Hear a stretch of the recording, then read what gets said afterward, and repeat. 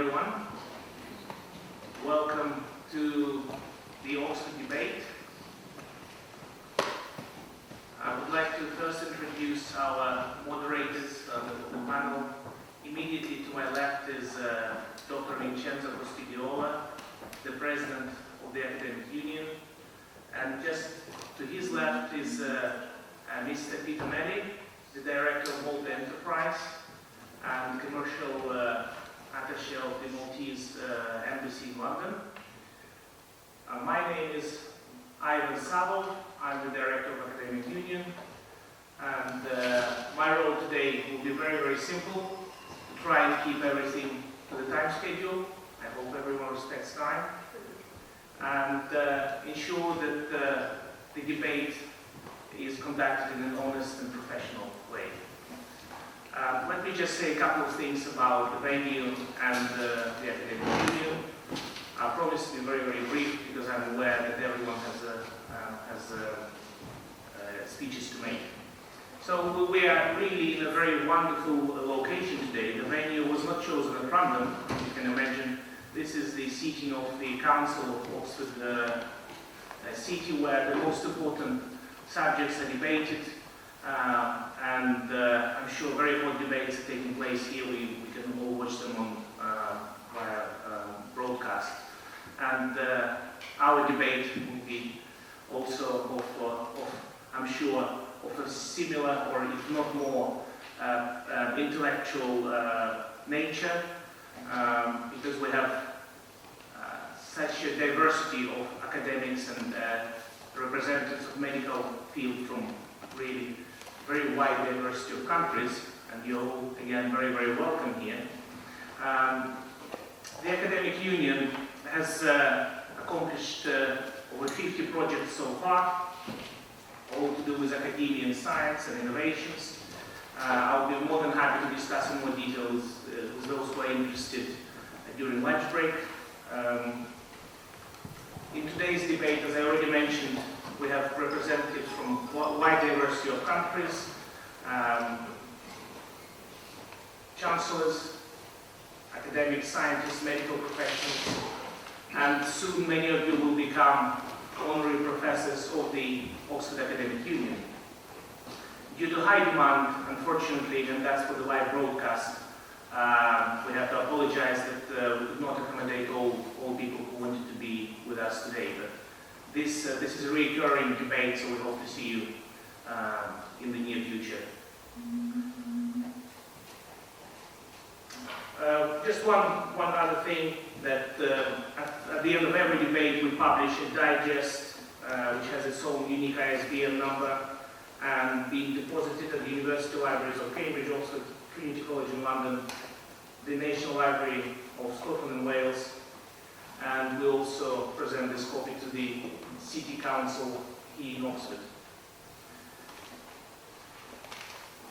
That's all from me, apart from I would ask everyone please to stick to your time schedule. You know that the debate is divided into two parts. First, your presentations, please keep them to 5 minutes, and followed by your speech on the selected subject, which is limited to 15 minutes. Our honorable moderator will show this red card, which we call just number 1, Agent 1. So please be aware of 1 minute remaining, and I'm sure that doesn't happen very often. Yes, right. So at the end we will have presentation of honorary professorships of the Academic Union, and a few awards, as well as each of you will receive a certificate of expert of the Academic Union, of the Speaker of the Academic Union. And without further ado, I would like to give floor to Dr. Vincenzo Costidiola. Thank you very much. Like this? No. Okay. Thank you very much. The technology is not always easy. In any case, let us open the partner session and to give the participant an opportunity to present their institution. We have this possibility to have the video and also to have the speech. The presentation format is decided. You have the opportunity to present your institution, and please respect the time. I start immediately with the Services Institute of Medical Science of Pakistan, and is the Professor Mahmoud Ayaz. Is here what you are here? Yeah, I'm sitting right here. Good morning and Assalamu alaikum, as we say in Pakistan. I am Professor Mahmoud Ayaz, and I am going to represent my country and my medical institute. I am the principal and the dean of School of Services Institute of Medical Sciences. This is one of the most recently established medical colleges in the government sector in Pakistan. I'm heading that institution, and I have got a very brief presentation of 5 minutes. It's a video presentation of my institute. So, can we have that presentation?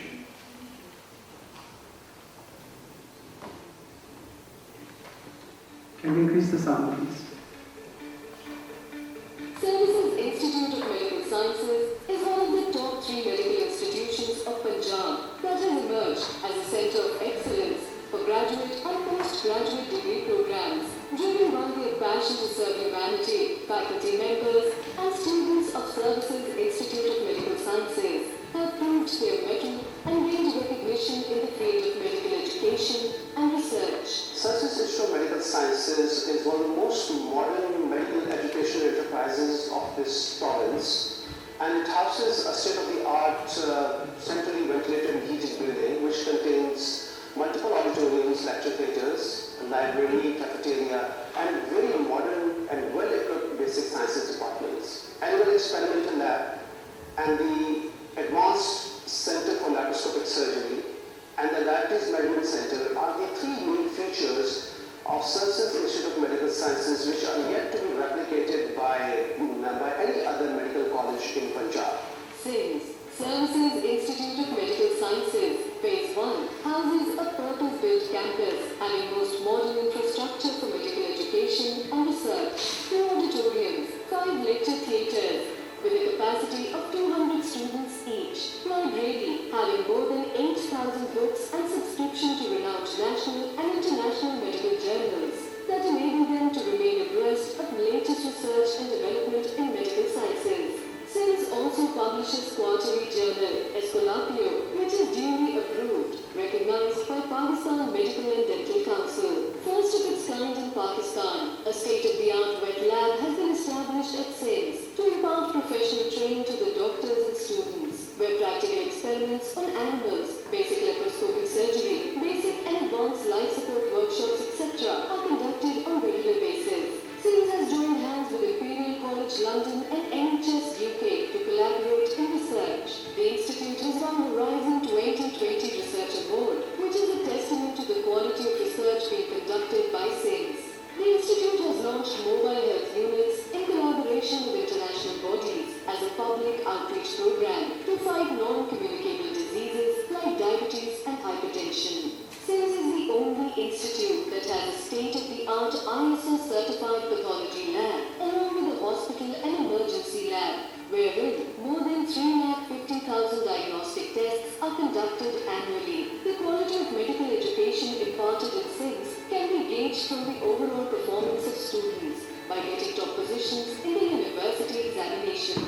Apart from their professional excellence, students of SIMS have also made their mark in extra-curricular activities, demonstrating their creative skills. SIMS offers post-graduation specialization in 26 areas, approved by College of Physicians and Surgeons of Pakistan. Besides, SIMS has also been declared as a Center of Excellence for Training in Laparoscopic Surgery. In collaboration with the University of Health Sciences, SIMS offers MS, MD and MPhil programs in 13 different areas. Approval for launch of postgraduate degree and diploma programs in 21 more areas is under consideration. 324 additional seats of postgraduate doctors have also been granted recently. 1,450 bedded services hospital is a tertiary care hospital attached to Services Institute of Medical Sciences, which includes 39 clinical units, 12 bedded surgical ICU, 10 bedded medical ICU, nursery, 2 state-of-the-art pediatric units, and a neonatal ICU. outpatient department caters 3,000 patients daily. Emergency department of Services Hospital treats more than 2,800 patients daily. Services Hospital has a complete computerized system comprising biometric attendance, student performance report, payroll system, medicine and story inventory system, patient record management system, and discharge slip system. Owing to its robust mechanism of patient care, Services Hospital has earned certification from PMDC and Punjab Healthcare Commission. A state-of-the-art, 10-modern, 320-bedded new OPD building in block has been established recently at a cost of more than 1.3 billion rupees.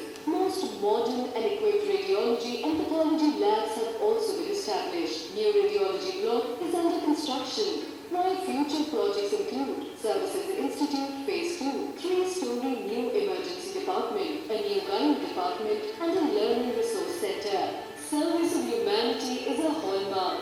The students and faculty of SIMS are striving to make their mark in society, not only as healthcare professionals, but also as an epitome of messiahs in true sense of the word.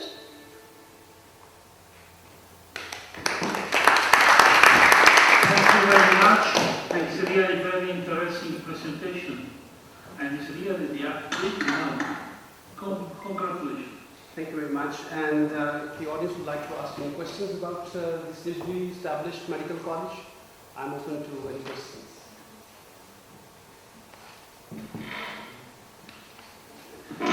Hi, I'm Dr. Sumita Sulfat. I'm from India.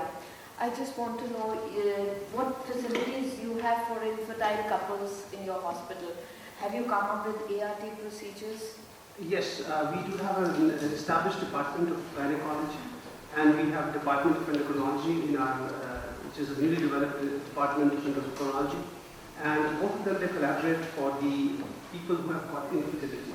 So there is a center for people who have got infertility. The couples would come over there, and they've got the most modern facilities to actually look after them. Okay. Thank you very much. I suggest can we have all questions at the end, because it's for time problem. Thank you very much once more, and we go on with Bingham University, Carol from Nigeria. Yes, if you present yourself. Thank you. My name is Professor William Barnabas Curix. I'm the Vice Chancellor of Bingham University. My presentation on the board is likely to extend beyond 5 minutes, so I'd rather speak directly to it, and I crave your indulgence to listen. Bingham University was established in 2005 as a conventional university that offers studies in the liberal arts, science, and medicine, and it accepts entries from all persons without any discrimination.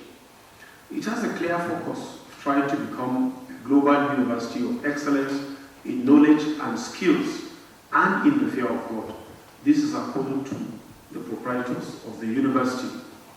The university has 12 faculties and a college of medicine. The College of Medicine has 3 faculties: preclinicals, basic medical faculty, preclinicals, and the clinicals. And recently, the college received full accreditation of the National Universities Commission in Nigeria, that is the body responsible for accreditation. It became registered in the General Medical Directory of the United Kingdom. This indeed has brought us into the limelight and has opened up space for us. As a university, we have an excellent medical research center known as the Zankli Medical Research Center, devoted to tropical diseases, particularly tuberculosis.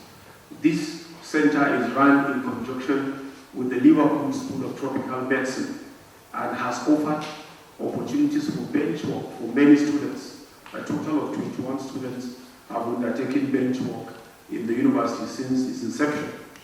The college relies on professors and visiting professors, and so the staff-students ratio of the College of Medicine is 1:10, and this is in line with acceptable standards.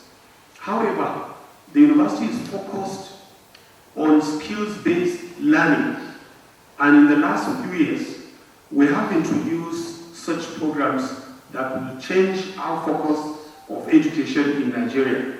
These programs include digital media communication, a program in furniture design, programs in fashion design, programs in entrepreneurship studies, programs in election management. These are things we're trying to give a new orientation to the university so that students graduating from our university will have ready-made work to do.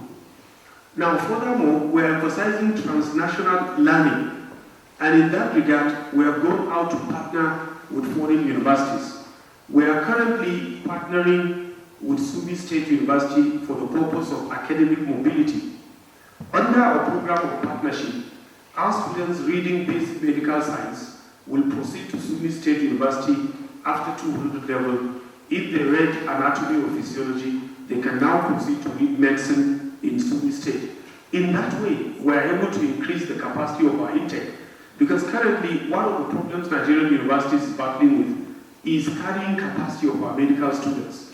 Medicine is such an interesting program, but we are not able to take more than the prescribed capacity. Now, under the same partnership, our students offering economics and ICT are able to proceed for 3 months for international exposure so that they can have state-of-the-art equipment. In that way, we are able to project transnational learning. Our thinking is that our learning must now be global and integrated, but at the same time, we must remain contextually focused. And this is what we're trying to do, even with our curriculum. We are also trying to see how to launch postgraduate programs in new areas. At the moment, we run postgraduate programs in limited number of areas, but we're expanding by the day. We have a scholarship scheme designed to aid students, especially those that are indigent. We are hoping that in the future, Bingham University will become a world-class university. Thank you very much. Thank you very much, and it's very important to know how the Nigeria progressed in this field, where it's essential point is one of the priorities. We go on with the third one, is the English Medical College, University of Modern Science of Pakistan.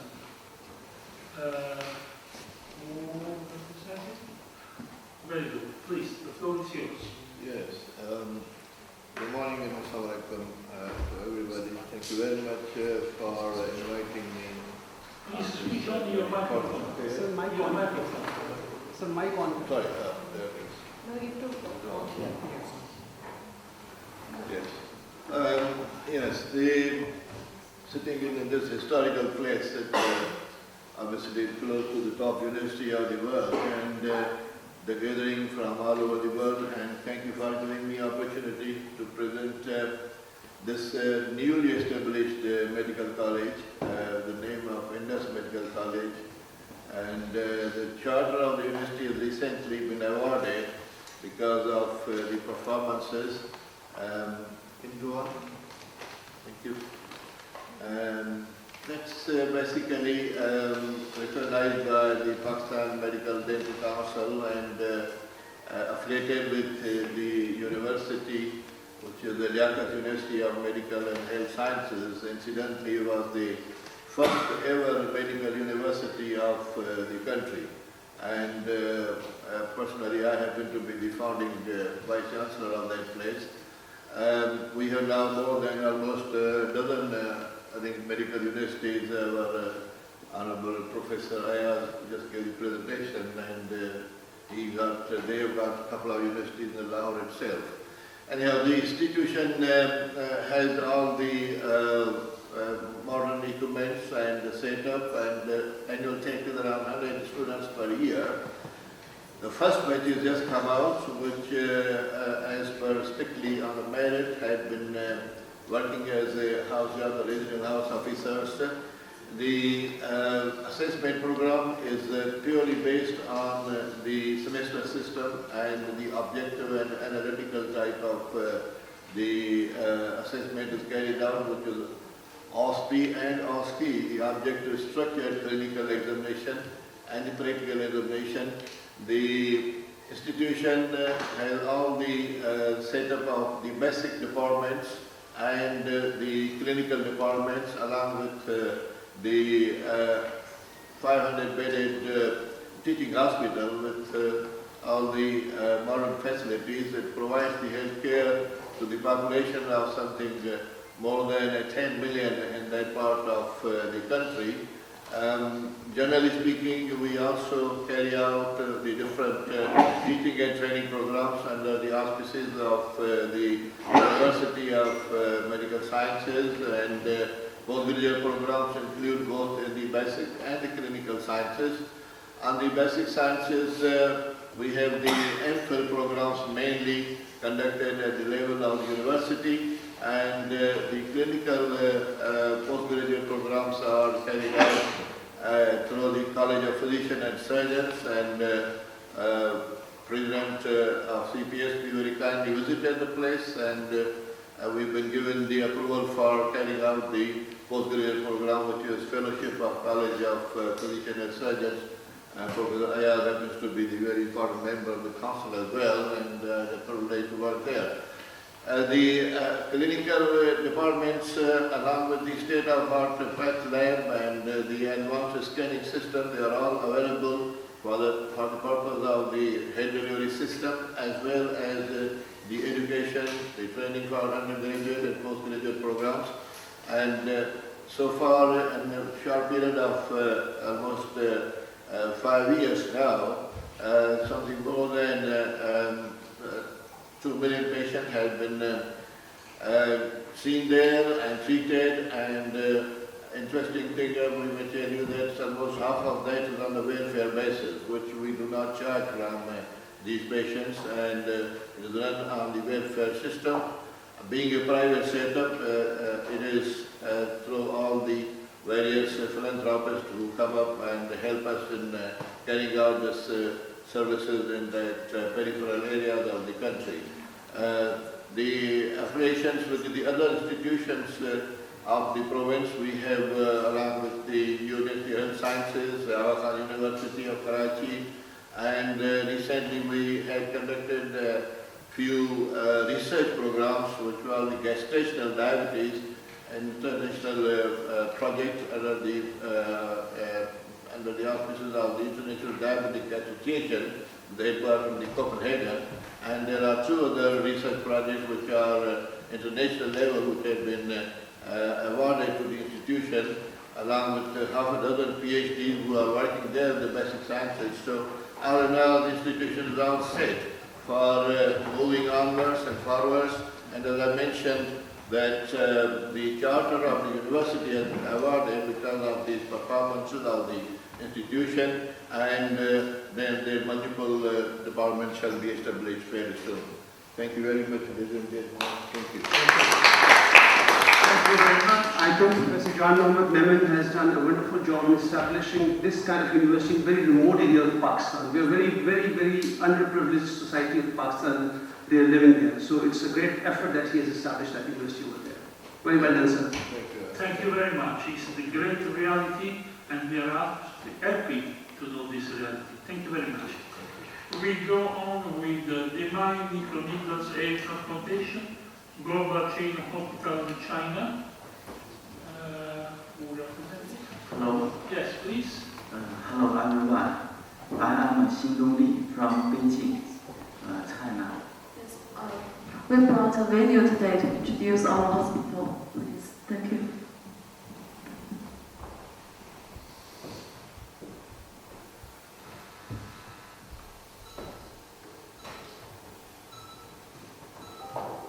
Bali microneedle hair transplant was established 22 years ago. Our biggest mission is to have others have good hair. I firmly believe that a group of people can do the same well for a lifetime. Doing hair transplant as a career for the benefit of mankind, based in China, going to the world. A small team shouted a great goal.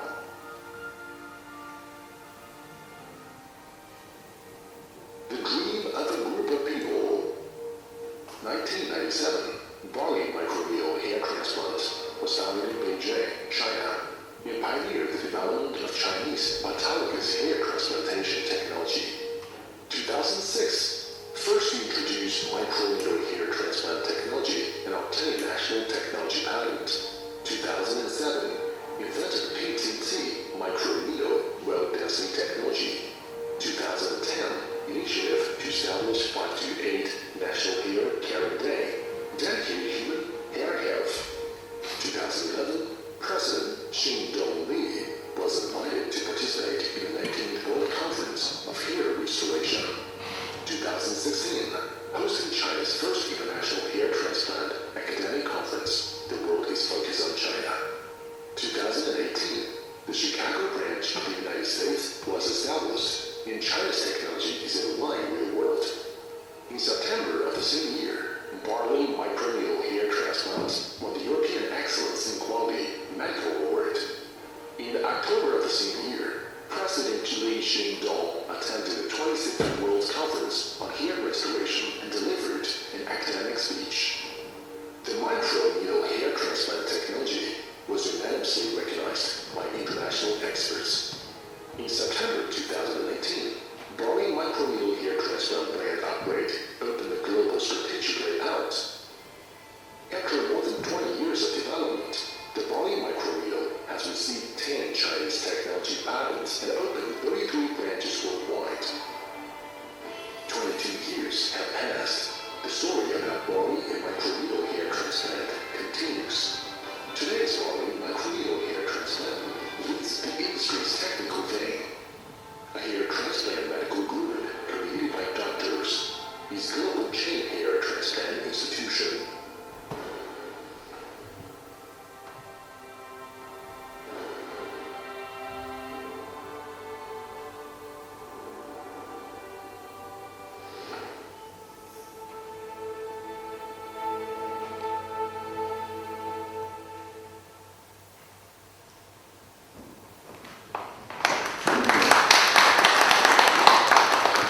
Very much.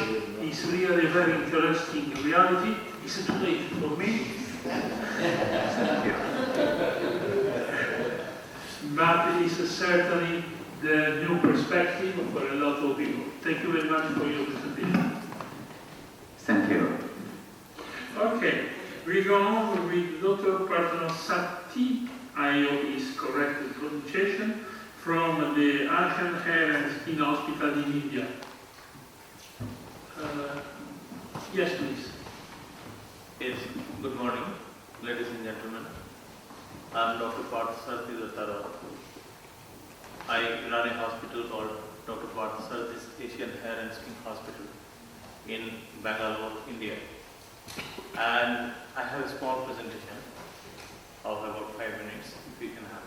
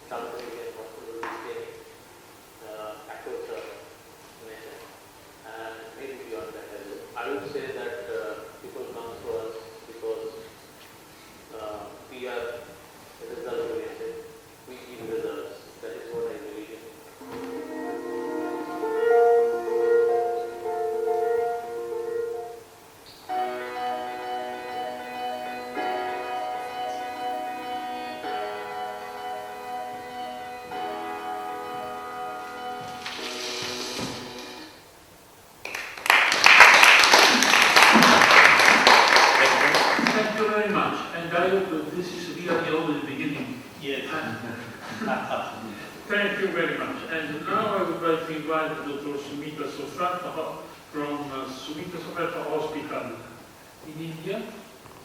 Yes, she's here. A very good morning to everybody. I bring warm greetings from my hospital and India. And as we say in India, namaste to everybody. Good morning, and I would like to thank you for giving me this opportunity to be with you all. And please, I would request you to play my video.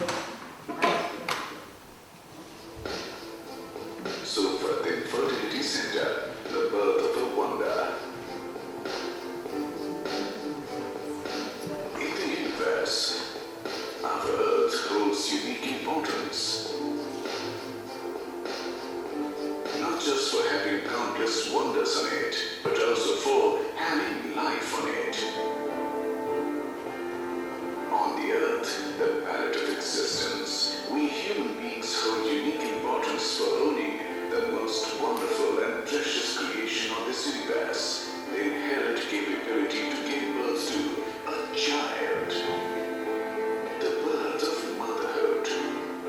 To enjoy the pleasures of human life, to laugh, to play, and to enjoy human life at its best. Although it comes naturally to many, yet some face difficulties in attaining this natural bliss. Thus came into existence the highly intricate and focused stream of knowledge bearers called infertility experts. In this context, Sulfatin Fertility Center came up as a ray of hope to millions of infertile couples. Dr. Sumita Sulfat, a renowned name in the field of infertility treatment, is the person behind this highly modern and sophisticated center. She is well supported by a highly qualified and experienced team of doctors and technicians. Covered by print, electronic media, awarded and honored by many organizations and institutions. Dr. Sumita Sulfat was recently felicitated by Honorable CM of Punjab, Sardar Prakash Singh Badal, for a meritorious contribution in the field of infertility treatment. At Sulfatin Fertility Center, all the treatments and procedures including consultation, transvaginal sonography, egg collection,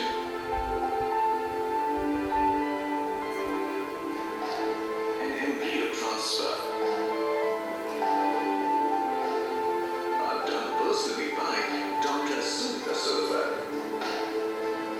The center today offers its services in the areas of basic workup of infertile couples, one-stop infertility diagnosis, minimally invasive ultrasound-guided procedures, diagnostic and operative laparoscopy and hysteroscopy, all major and minor surgical procedures, IUI, IVF-ED, ICSI, INSI, laser hatching, blastocyst transfer are done with expert precision.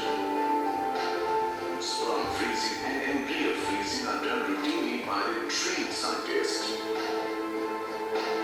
The lab is the backbone of any fertility center. Sulfatin Fertility Center has a definitive edge over others.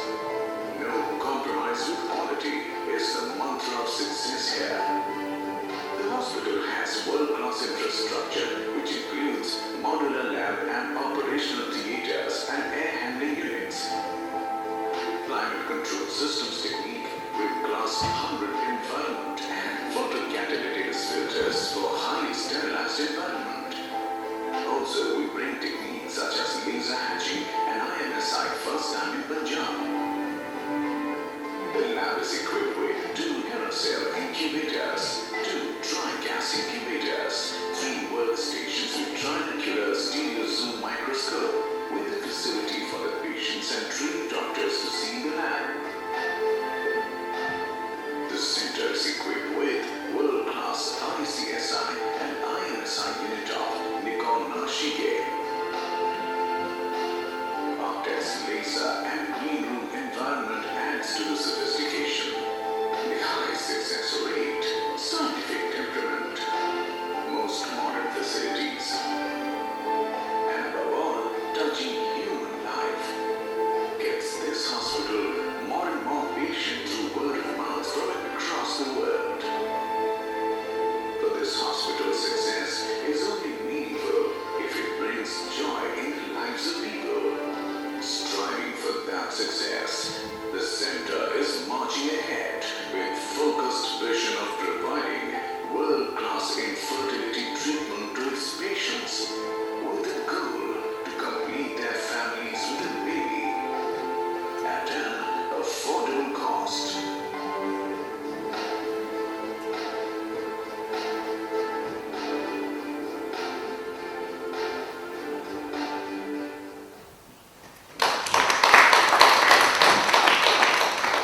Thank you very much. This is one of the most important problems also in Europe today, infertility, and we are looking more and more for a very high specialized center. It's a good job. Thank you very much.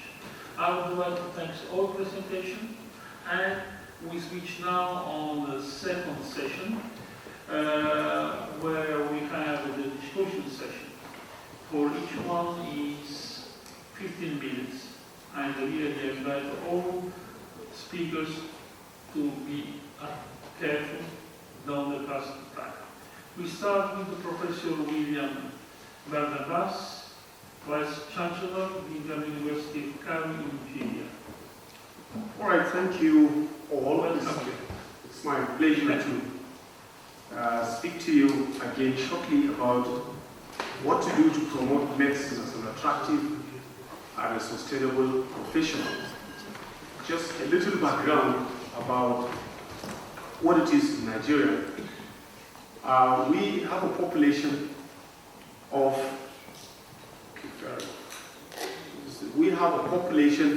over 200 million in Nigeria, and this is about 72,000 registered doctors. Unfortunately, only about 47,000 are practicing in Nigeria. Now, what it means is that we have doctor to population ratio of 1 to 4,000. And this is quite low according to WHO standards. Now, we have about 45 medical schools established in Nigeria. And if you know, just to give you a background of the geography of Nigeria, it's divided approximately to the north and the southern part.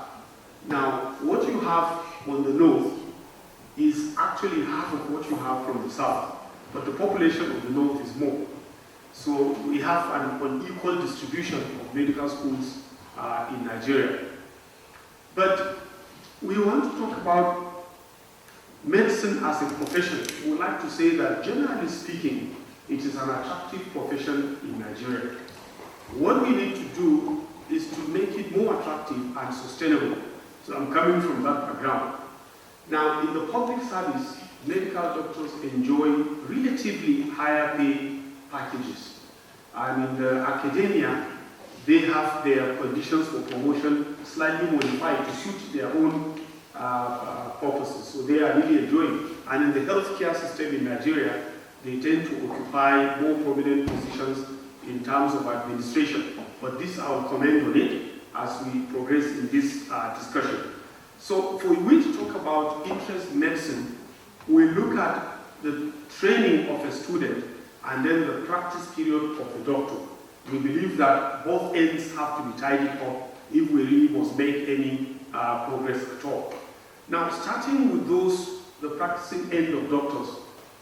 Now, critical infrastructure requires to be put in place. Our experience in Nigeria is that many hospitals that serve as teaching hospitals were converted from secondary care hospitals and therefore are inadequate to dispense or to serve as teaching hospitals.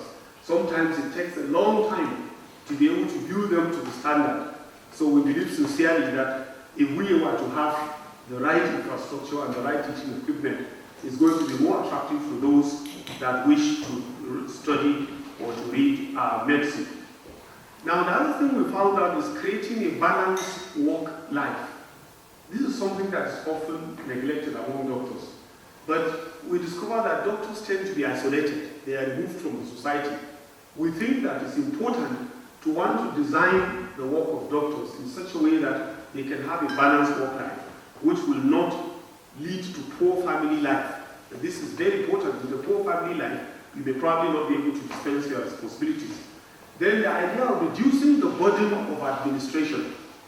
Here, we think that it's important to look at hospital management as a profession and see how possible it is to assign administrative roles to those that may otherwise not be doctors, in order that doctors will have time to concentrate on their primary assignment. Now, because I've said that we have very poor doctor to population ratio, it means that there are issues of overtime on the work.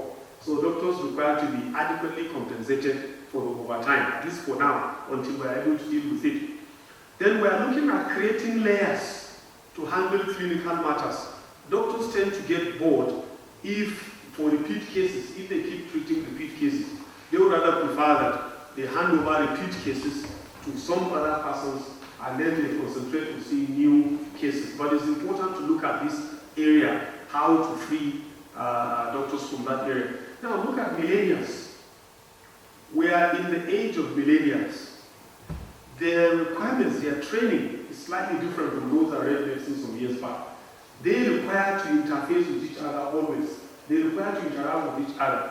So we are looking at creating clusters according to disease types, so that in each cluster you can have a group of people interacting and relating with each other all the time.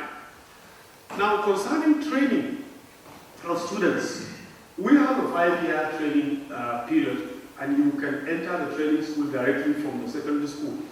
The preclinical stage is divided to 3 years, and then the clinical stage is another 3 years. So that gives you 600 levels. That's 6 years of training. Now, we are thinking that we do not have adequate time for the clinical training. Looking at the need for us, especially to address certain aspects of the training that are community-based. I will comment on that shortly.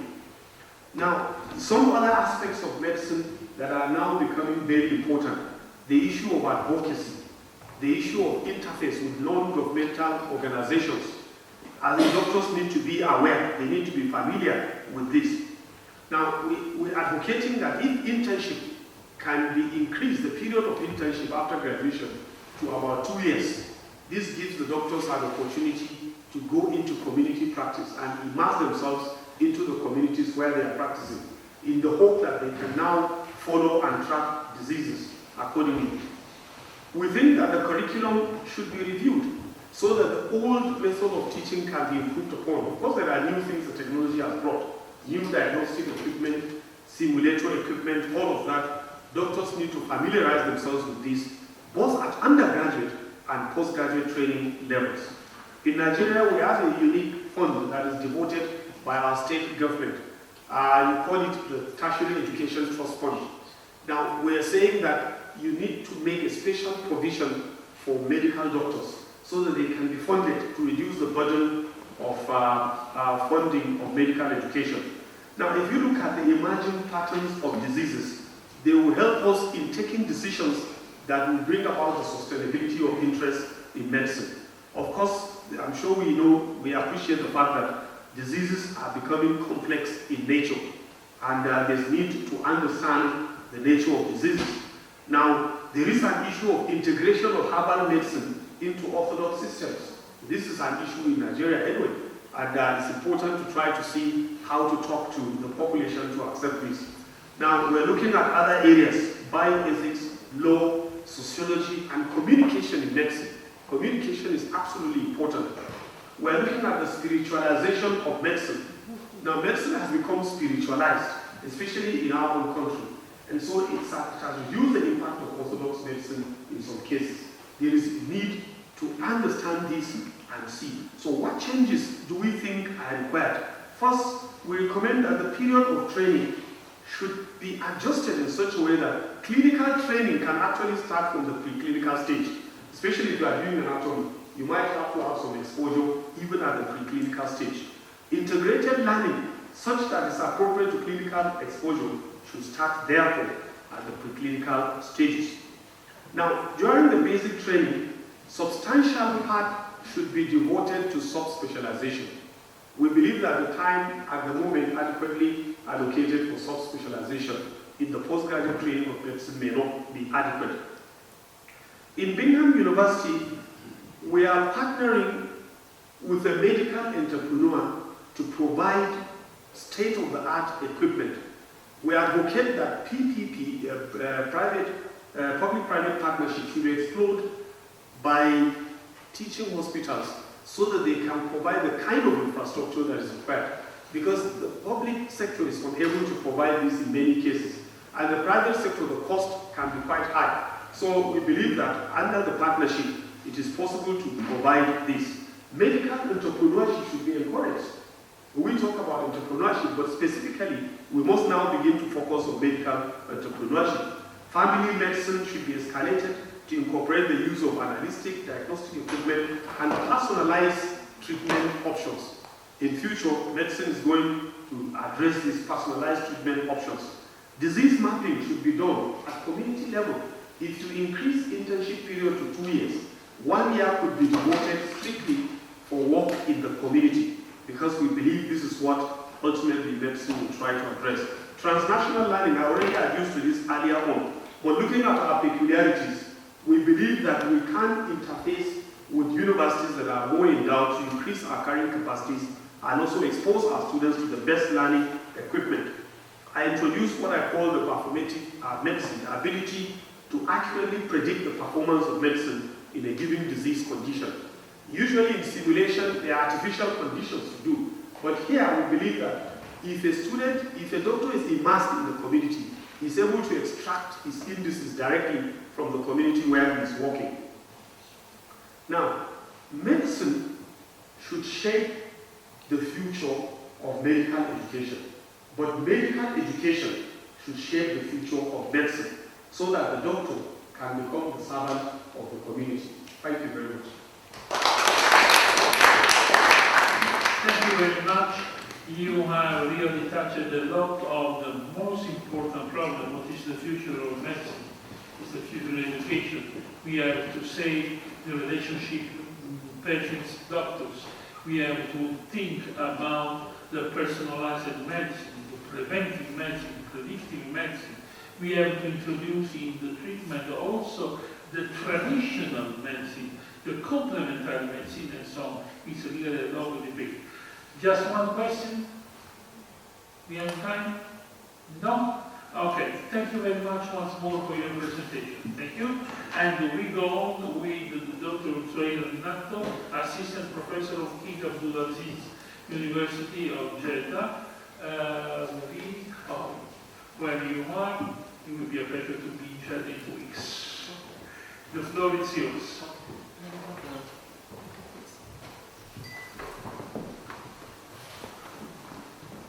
Good morning, everyone. So let me introduce myself, since I think my institute presentation was dropped out by mistake. I already said it, but I don't know why I don't see it. My name is Suhail Natto, and I'm Assistant Professor at King Abdulaziz University. At the same time, I am a visiting Assistant Professor at Harvard University and Tufts University in the US. Currently, I am Head of Scientific Research Committee at King Abdulaziz University, and I have 4 master's degree in different areas and doctorate in epidemiology. So I'm a dentist, so I'm looking for more interprofessional relationship with our friends and colleagues in the medical side. My topic is interprofessional education between dentistry and medicine. So what we mean by interprofessional education? It means all students from different professional training groups come together for a collaborative learning practice, and as a member of an interdisciplinary team focusing on client or patient-centered healthcare. So that's what we're looking for. Students from medicine, dental, come together and they understand general topic together. So now this is, I think, one of the areas that most of the organizations in the world are focusing on, like WHO, IOM, Institute of Medicine, and American Public Health Association. Now it's considered a modern concept. Everyone is talking about interprofessional educations. However, there is a deficiency when we look between the relationship between dentistry and medicine. So this is a recent publication we just published and looking for interprofessional oral health educations with the pediatric nurse. So in this one we looked for 16 first-year pediatric nurse practitioners and we did interprofessional education with them through oral health education seminar and practice sessions.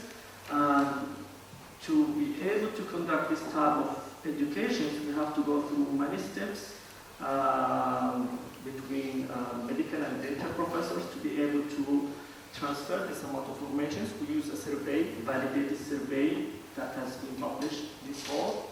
And then we did four tests. The first one is the pre-test to test the knowledge before we start the interprofessional applications. Then the first one after the attending the lectures, third one after hands-on, and lastly follow-up at 1 month. So this is exactly what the education program was contained. It contained introductions about the program, then the didactic component, talking about several dental topics which may interest to our friends in the medical side. Then we have the we have the second survey. We did the hands-on training for the medical student regarding several stuff that may be interest for them in the dental side. Then we distribute the third survey, and lastly, we have the fourth survey at 1 month. So when we look at the answers here, we look to the knowledge side. The knowledge was increased after the lecture, and the hands-on in 1 month, you can see it's almost we have 100% in several fields. So knowledge, as most of you know, is much easier to gain after lectures or hands-on training. When we look to the awareness, those medical students now are more aware of dental issues than before. We can see the highest awareness was at end of hands-on training, but we see a little bit of decrease at 1 month. The reason for the decrease most probably will need more reinforcement for the information after that. When we look at the confidence, now these medical students are more confident to talk with the patient regarding dental issues, and that's what we need. And we see there is huge improvement when we use this type of programs.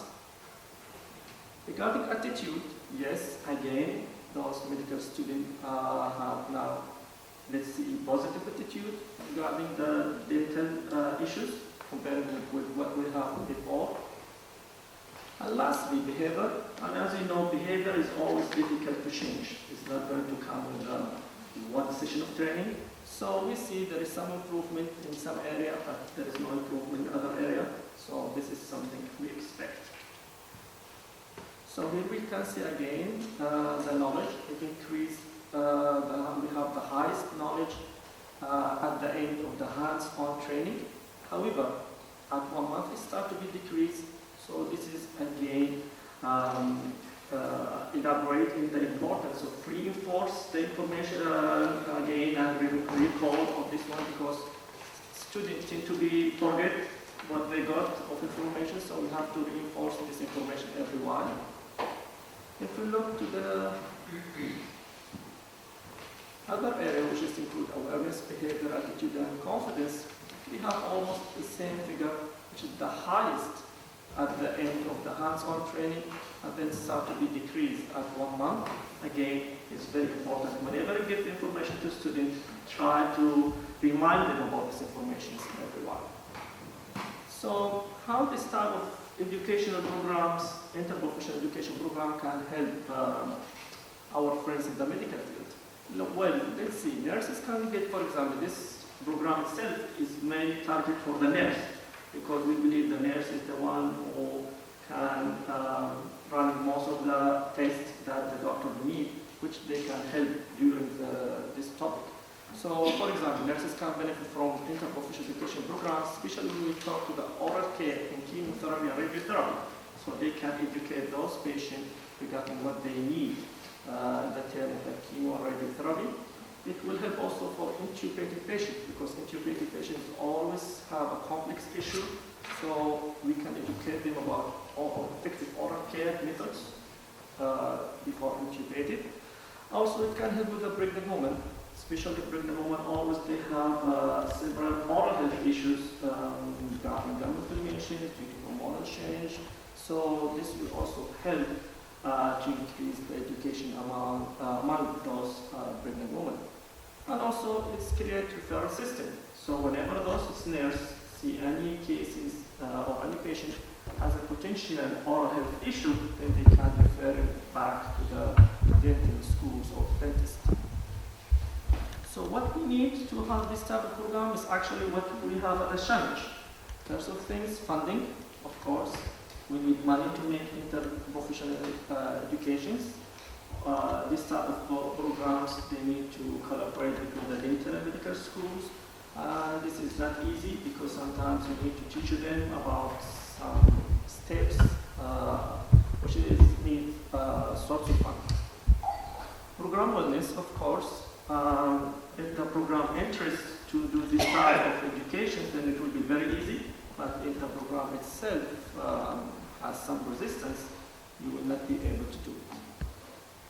Leadership interest, of course, if the head of program director or head chairman of that department or vice dean of that school interest to the type of interprofessional educations, it will happen. Faculty and practitioner attitude, yes, because some of dental practitioners or even physicians will look to the other side as a competitor or in downstream view. So when they have different attitude regarding each other and they are willing to collaborate about this type of topics, then it will be very easy. And lastly, interest is very important, not only for the leadership, but also for the participant in this type of program. So our conclusion is, introducing an interprofessional education program can provide good knowledge, awareness, confidence, and attitude regarding oral health issues. And also, it can help in changing behavior. Of course, we need more time, but it will help as the first step. And also, it can help in prevention, ongoing dental surveillance. And also, lastly, the program is raising the importance of oral health component in nursing program and potentiality of non-dental professional and referral system between pediatric nurse practitioner with the pediatric and general dentist. Thank you for listening. Thank you very much, Dr. Nato. This is one of the future. There is in the professional education in terms of the undergraduate and postgraduate, because now more and more the treatment in medicine needs really the complete interaction from the different professional competencies. Any question? 3 minutes for the question? Everything is clear? Thank you very much. And we go to the next one from Dr. Sumita Sofat from the India.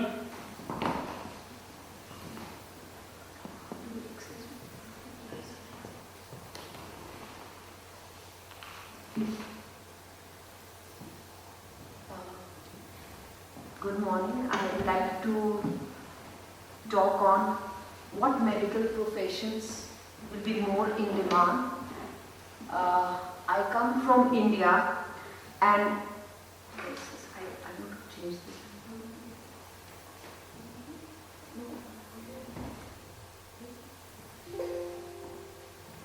Okay. And how do we have to prepare for changes and keep up with the times? So this is the brief outline of my presentation. And here, number one profession, which is rarely coming up, is the ART profession, that is Assisted Reproductive Technologies. As we all know, infertility is on the rise all over the world and especially in India. This is because of many reasons, with the new stress and lifestyle, a lot of addiction to substance abuse, especially from a place where I come in northern part of India. And the second important profession which is coming up is the cosmetology, because everybody is bothered about the looks, everybody wants cosmetic part to be okay, to have more self-confidence. So this is the infertility in India. So based on the census report of India, infertility in India has increased by 50% since 1981. And we have nearly 27.5 million couples who seek treatment for infertility. And advances in the field of human reproduction have made it possible to fulfill their dreams of a large percentage of this population. So as we know, ART technology was started by Dr. Edwards and Patrick Stiptoe with the birth of first IVF baby. And the rise in the number of clinics and number of ART cycles are done every year in India have been exponential. So a lot of multinational companies have come up in India also. They have opened a lot of IVF units and they are taking over those units which are there or which are not able to function. The equipment is there, but there is lack of expertise. They are getting expertise in India. So in the year 2000, only 5,500 cycles of IVF were performed in our country, and this number has increased to 21,500 in the year 2006. So similarly, it is increasing every day. So this is a systemic review of the worldwide trends in ART from 2004 to 2013. And as we can see, the graph is on the rise. So ART evolving field, since the time advances surrounding the assisted reproductive technology have experienced explosive development and growth. So we have advances in molecular biology, genetics, embryology, pharmacology, ultrasound and endoscopy. And hardly a day passes without public recognition of recent events related to this field. So we have different things which have come up, different therapeutics and clinical risk management things which have come up. And right from ovarian stimulation to the taking out of the oocytes, this trend has also evolved. Initially there was a trend of number of oocytes, number of eggs to be produced and then fertilized, but now new trends have come up in our field where we have mild or minimal stimulation protocol, because in India the affordable issue part is also there. A lot of monetary issues are involved with the patient, and in India there is no insurance for infertility treatment. They say it is not a necessity. So we have to look for the economic part where we have to decrease the cost of injectables. We have come up with mild and minimal stimulation protocols. Individualization of controlled ovarian hyperstimulation is there. Embryo freezing has come up. Oocyte freezing has come up. So these were the clinical things which have come up. Even in the lab, recent advances have come up like ICSI, assisted hatching, IVM, cryopreservation, IMSI, and these are the various lab advancements which have occurred.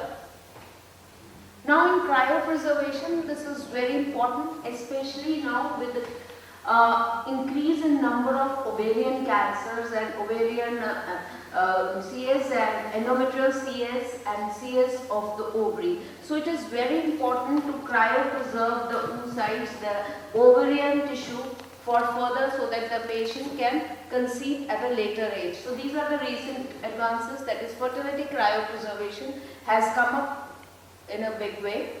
Similarly, we have for men, this was for females. So we have the freezing of the testicular tissue, especially when a male has has got a cancer of the testicular tissue, and we have to freeze the tissue, the healthy tissue, before or retrieve the sperms before the patient undergoes chemotherapy or radiotherapy. And similarly, in a patient who has just expired and the wife wants a child, so we can do the, we can retrieve the sperms from the person and then do the fertilization, and the patient's wife can have the baby in the absence of husband when the husband has expired. So now we have ovarian tissue cryopreservation, the implantation of the ovarian tissue. These are various techniques which have come up. Then we have the genetic part where we have PGD, PGS and time-lapse imaging. These PGS and PGD can be done in India. They are not done for sex selection because they are banned in India, but they can be done for all diseases which are transmitted through genes, and we can select a healthy embryo. So various, initially when we used to take the samples was sent to Spain to see the genetic makeup, but now labs have come up in India where we can do that.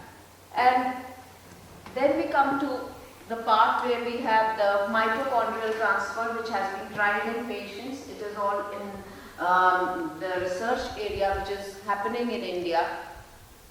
And various other researches have been being conducted in India, because India has got a huge population, and it is easier to conduct a research in India because the number of people, number of patients are more compared to other European countries. So what research can be completed in Europe in 6 months can be completed in India in 3 months. And there are a lot of companies, lot of multinational companies and institutions which are doing the research in India on Indian patients. So the second most medical profession which is there is the cosmetology, where there are various invasive, non-invasive procedures. We've heard about hair transplant, we've heard about face upliftment and lipolysis, fat reduction, which is coming up. But we have to prepare for the changes and keep up with times. Because the medical science in India, the MBBS, there are no special subjects. This infertility is covered in gynae and cosmetology comes under skin. So after we do the MD in obs and gynae, we do not have any super specialization of IVF. It is just that we have training programs. There are no masters which have been introduced in India.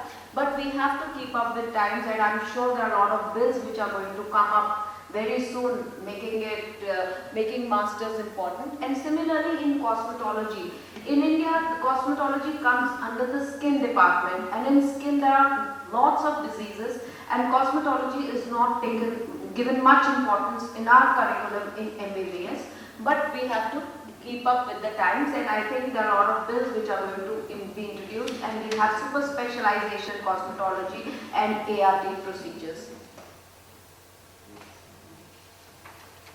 So what medical professions do we foresee here? We have cancer immunologist, the robotic surgery, the fetal medicine, lifestyle medicine and medical virtualist.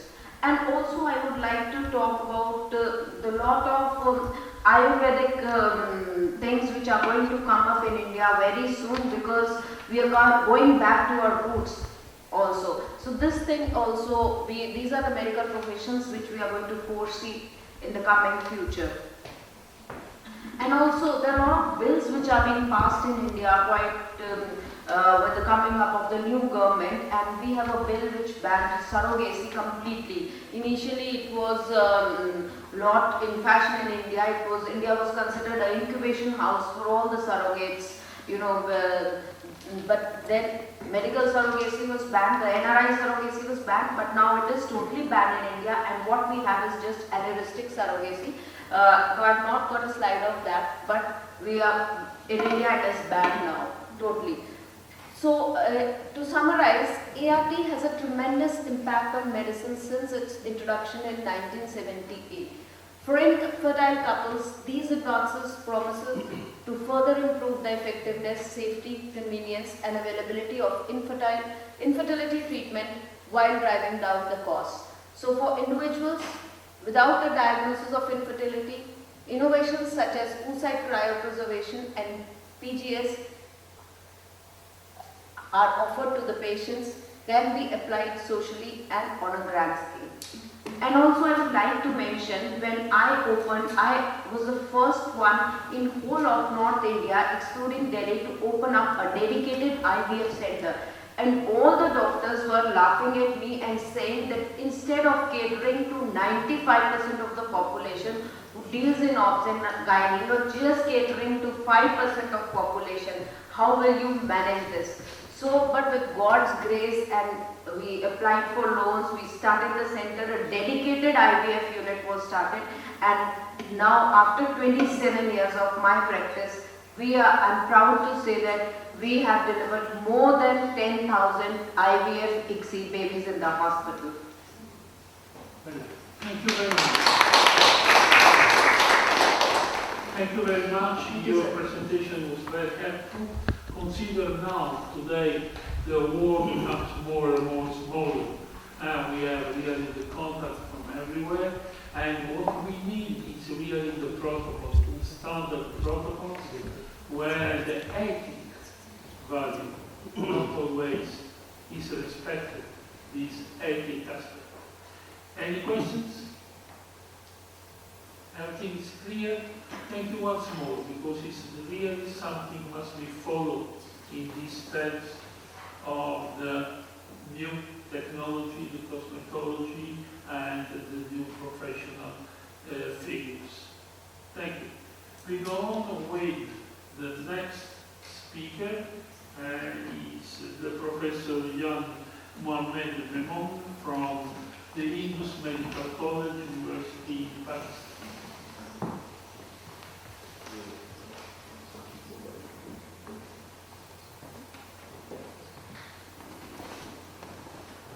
Well, thank you very much, Dr. Vincenzo. Can you open your microphone? Yes, we would have the mic on. It doesn't have. Thank you.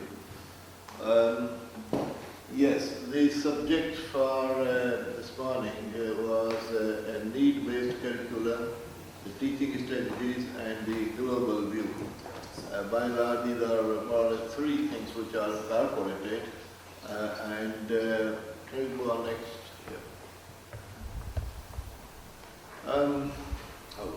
It's gone. Well, this is we just mentioned the university, the Rectors University of Medical and Health Sciences, the first ever in the country where we started. And then now we are here at this college. We just gave you the presentation about the Indus Medical College. Now the subject itself, I think we all in here are very senior educationists, the medical educationists. And there's always something in the mind that what is the best way to educate the trainees in the current environments? How can we preserve the best qualities of medical profession? And how to impart the best quality of the clinical education? That is something which, although having been there in the medical education for almost more than 4 decades, still that question really keeps on pondering around. And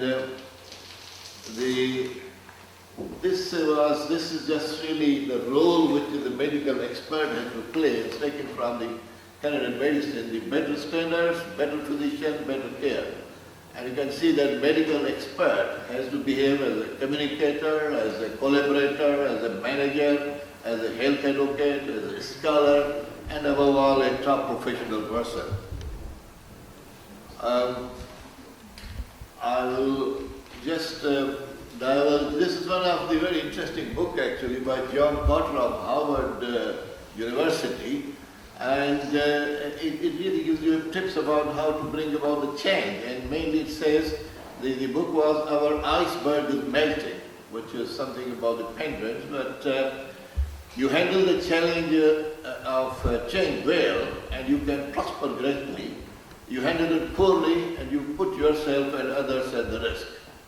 And that is absolutely right. There we can see this is the Cotter's 8th step for managing the change. Number one is to establish a sense of urgency. 2, to form a powerful coalition. 3, to create a vision. 4, to communicate the vision. 5, empower the others.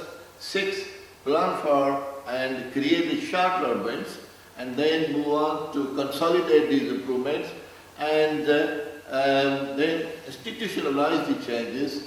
And so that is all things we have to move on if we bring about the change, which is what really, if we're planning. We know that there are several medical disciplines are coming up, emerging. These may be very few, but I'm sure there are quite a few more which are now waiting to be incorporated in the curriculum. The gentleman from Nigeria, I think you mentioned some of those that we are being praised, and like molecular medicine, palliative care, alternative medicine, nutrition, and genetics. As I said, there could be a few more as well. Now, about this presentation, we go on to the background, the area which we need to cover, and then thinking at what we hear at the moment, what is attractive about the various teaching strategies, and then the global health, and finally the conclusion.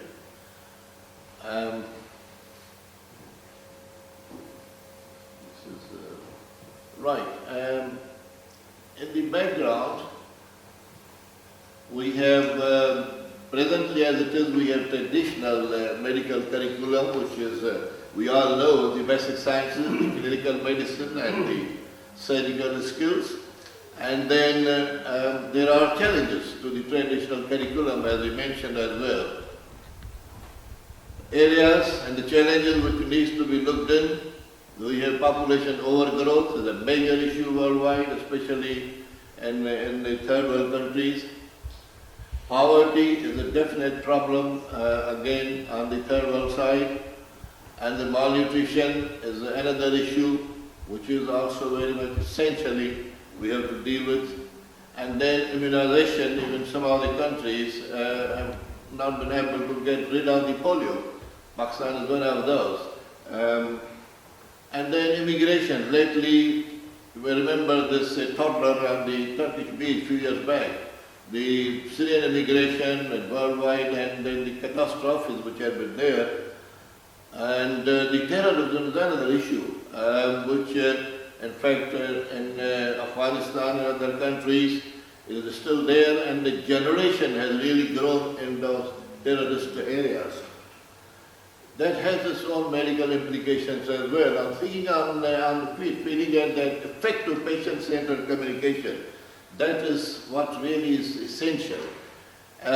Skills to be able to react unexpected patient utterances, and with empathy and support, and to implement the valuable skills of culturally tailored and evidence-based research methods.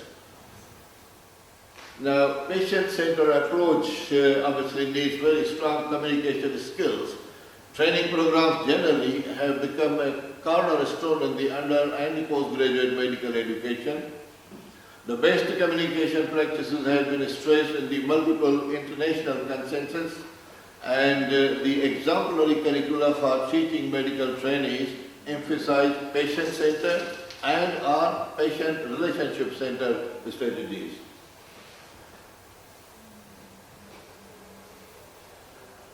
Now, what is attractive at the moment is something which we need to look in on the various methods. We have small group teaching. We also have the problem-based learning, and then simulation training. I think the Professor Ayaz probably will talk more on that. And then the virtual courses. Now, small group teaching, as we know, that it has got its own strength as well as the problems. Its strengths generally are that it enhances the active learning, self-identified learning gaps, and team-enhanced approach for learning, and improves the communication skills. Its limitations, again, it's a freeloading type, and an imbalanced response from the students can be there, and then distraction from the task itself. either by the students or the teachers. And that's the small group learning, which otherwise is very useful because it gets very personal as well. In the small group learning, the different aspects we cover up is the cognitive process, which is reflection, understanding, knowledge, and the competencies. Interpersonal group dynamics will be there. Personal dynamics will be variable. Physical layout groups, number in the group, the disability access, and then experimental process, how students study and understand. These are the various aspects. Then we have the problem-based learning. This is probably generally being followed, I think, in most of the countries. And that basically needs pre-briefing, and then the learning objectives have to be clear. The knowledge of the subject is obviously essential, and then the briefing, and then scenario created, and finally the debriefing about the whole PBL. The strengths are that problem-centered learning, it evolves into the patient-centered learning, and then explores the evidence-based learning.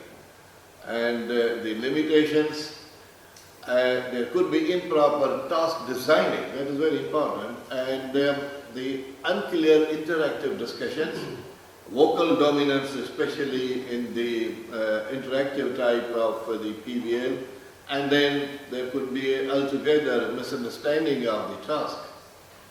And obviously has to go through the importance of these three phases, the validity, the reliability, and the feasibility. Then we come on to the simulation trainings. Simulation training produces convincing recreation of real life event or set of condition is just like see one and do one. And the strengths of the simulation is to cope up with future role and provide practice in a safe environment with no risk to the patient or the student. It does test or even challenge the trainer's technical skill. This is so important that you need to have proper trainers and the decision-making skills and be an assessment tool. It goes to the standard teaching, increase in the workload and the students' number, and leaves less time for the traditional teaching.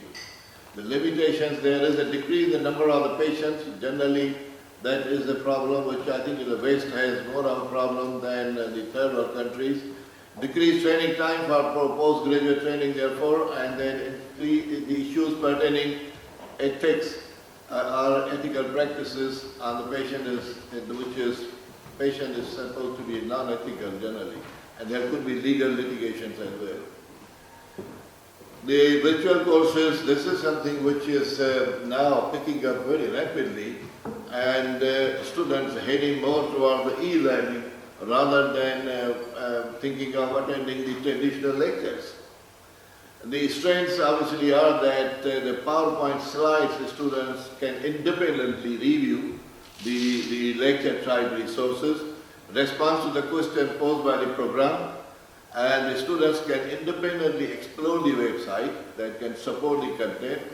Online video sources improve their ability to add points in their lessons. The limitations is obviously non-interactive. The absence of the teacher leads to no group discussions and no individual participation, no answers to the questions posed by the moderators, and then obviously there are no laughs and applause by the participants. And finally, the introduction of the global health. This is something which World Federation of Medical Education is aiming for, that graduate from maybe Oxford or Nigeria or Bahamas or from King Edward Lahore, they should be at par. Physicians need global health competencies to provide effective care to culturally and linguistically diverse patients. And a recent study which was done in Canada by Gruner et al., the medical schools are seeking innovative approaches to support the global health learning. And this mixed makers study that was using a randomized control trial and quantitative inquiry consisting of 4 post-intervention groups focus groups, and there both the e-learning and the peer-reviewed PDF articles improved the global health conceptual knowledge. Many students, however, prefer e-learning given its interactive multimedia approach, access to the links and reference material, and its capacity to engage and re-engage over the long periods of the time. It also includes and encourages the incorporation of the topics like poverty, malnutrition, immunization, family planning, female education, and dealing with natural calamities and disasters and immigration and terrorism. Instead of asking the students to connect the dots later when they see the patient. So that this part has to be incorporated more or less at some stage in the curriculum. Now, each passing day, concluding, we feel that both basic and clinical sciences are experiencing new developments in the research. There is no doubt about that. Practical application for medical students is a must to bridge the basic, preventive, and the clinical intellect.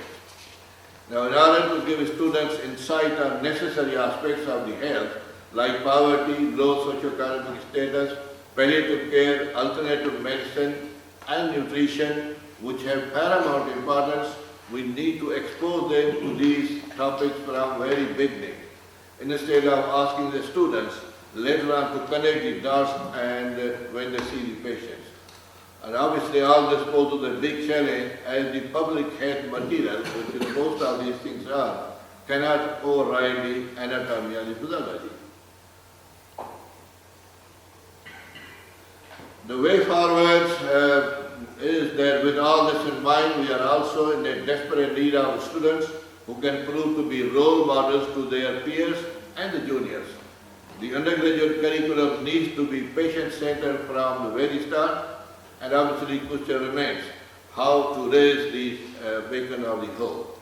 I will finish in there with a very important saying of the Goethe: knowing is not enough, we must apply. Willing is not enough, we must do that. Thank you very much, ladies and gentlemen. Thank you very much for this very comprehensive presentation. It's very clear. You really have touched all important items. It's also something different now. We are confronted with the travel medicine. And also we need really this internationalization of medicine. The medicine is international language. It's the same in all member states, in all states, everywhere. We need to consider it. Any questions? Thank you very much. It was very, very, very good. And now I would like to invite Professor Mahmoud Ayaz from Medical Science of Pakistan, the role and effective implementation of simulation training in medical education. Good morning, and as I introduced myself to you earlier, I am Professor Mahmoud Ayaz, and I work as the principal of this newly developed medical school in Pakistan. And with me accompanying is the Professor of Anatomy of our institution, Professor Tahim Fatima. It's a joint presentation. And as you know that I'm going to talk about the simulation-based surgical education. I'm a medical educationist, but by profession I'm a professor of surgery. So I will be talking mostly about the role of simulation in surgical education. So this is what my introduction is, and you've all seen that. So I'll move on. Before we actually go on to my subject, let me take you around to Lahore, which the city which from I come. And you can see on the top, this is the majestic Lahore Fort, built about 700 years back by the Mughal emperors of India. And then you can see the Bachai Mosque, which is about 400 years old. And this is the enchanting Shalimar Gardens, known as the Heaven on Earth.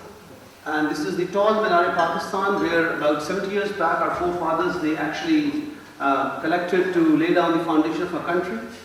The British-built government college, the Eastern College and the Punjab University, all 150 years old.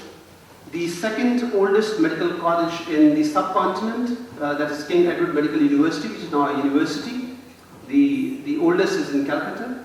And this is my institute, the Services Institute of Medical Sciences, and this is the College of Physicians and Surgeons of Pakistan, which is the controlling body of medical education all over in Pakistan. This is Services Institute of Medical Sciences.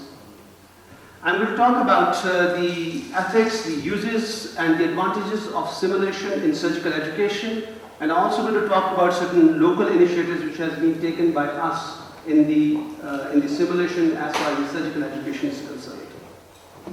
And the learning objectives of our presentation is that at the end you will be all knowing that, because it is an interactive session, you all will be knowing that what is the simulation based education in surgery, what are the opportunities in the simulation based education, and what are the actual barriers which have been slightly pointed out by Professor John Mohan already. Now the question is that why do we need simulation? In 1991, a very landmark paper was published. It said that to err is human. Yes, we understand that all human beings can have errors, but in surgery, an error means that the life will be lost. So it is very important to understand that we have to devise ways and means that by the time a surgical resident goes for an operation on an active human being, he should have a certain level of technical and professional knowledge before he actually can touch a live person. So the basic agenda is the safety of the patient. So, if you have this learning curve by Miller, it says that if you just hear lectures, you retain by 5%, if you read 10%, if you audio visualize things, it's 20%, demonstration is 30%, discussion group is 50%. But if you practice by doing and you teach others, now if you see the base of this pyramid of learning is actually where simulation actually exists. That is, simulation provides you with an opportunity to practice and practice and practice it again, and you can teach others, so you can get a good clinical and a very, very good technical proficiency before you actually go on to live patients. Now, what are the ethics of simulation? In simulation, there are 7 principles which have been laid down. That is, we have to actually, first of all, develop a curriculum. We have to prepare the learners to actually acquire these procedures. We have to demonstrate these techniques, and then we have to ask the observers to directly participate in observing these techniques, give them hands-on practice, and then we encourage these self-learners assessments, that is, they reflect each other, and then we need to have a feedback. So this is basically what I've just taught, that is, this goes in a circle of 7 different steps of learning as far as simulation is concerned.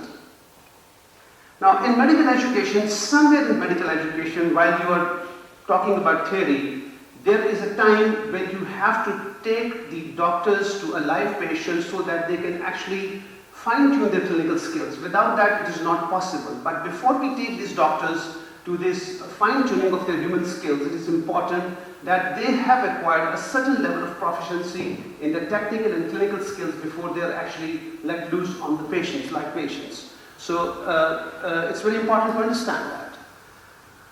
So as a medical educator, it is very important that I actually, first of all, give a baseline knowledge to my students, develop their psychomotor skills, develop their decision-making skills, develop their teamwork skills, professionalism skills, and then the communication skills. So these are the 6 different steps I have to impart on my own trainees who are going to go into medical simulation.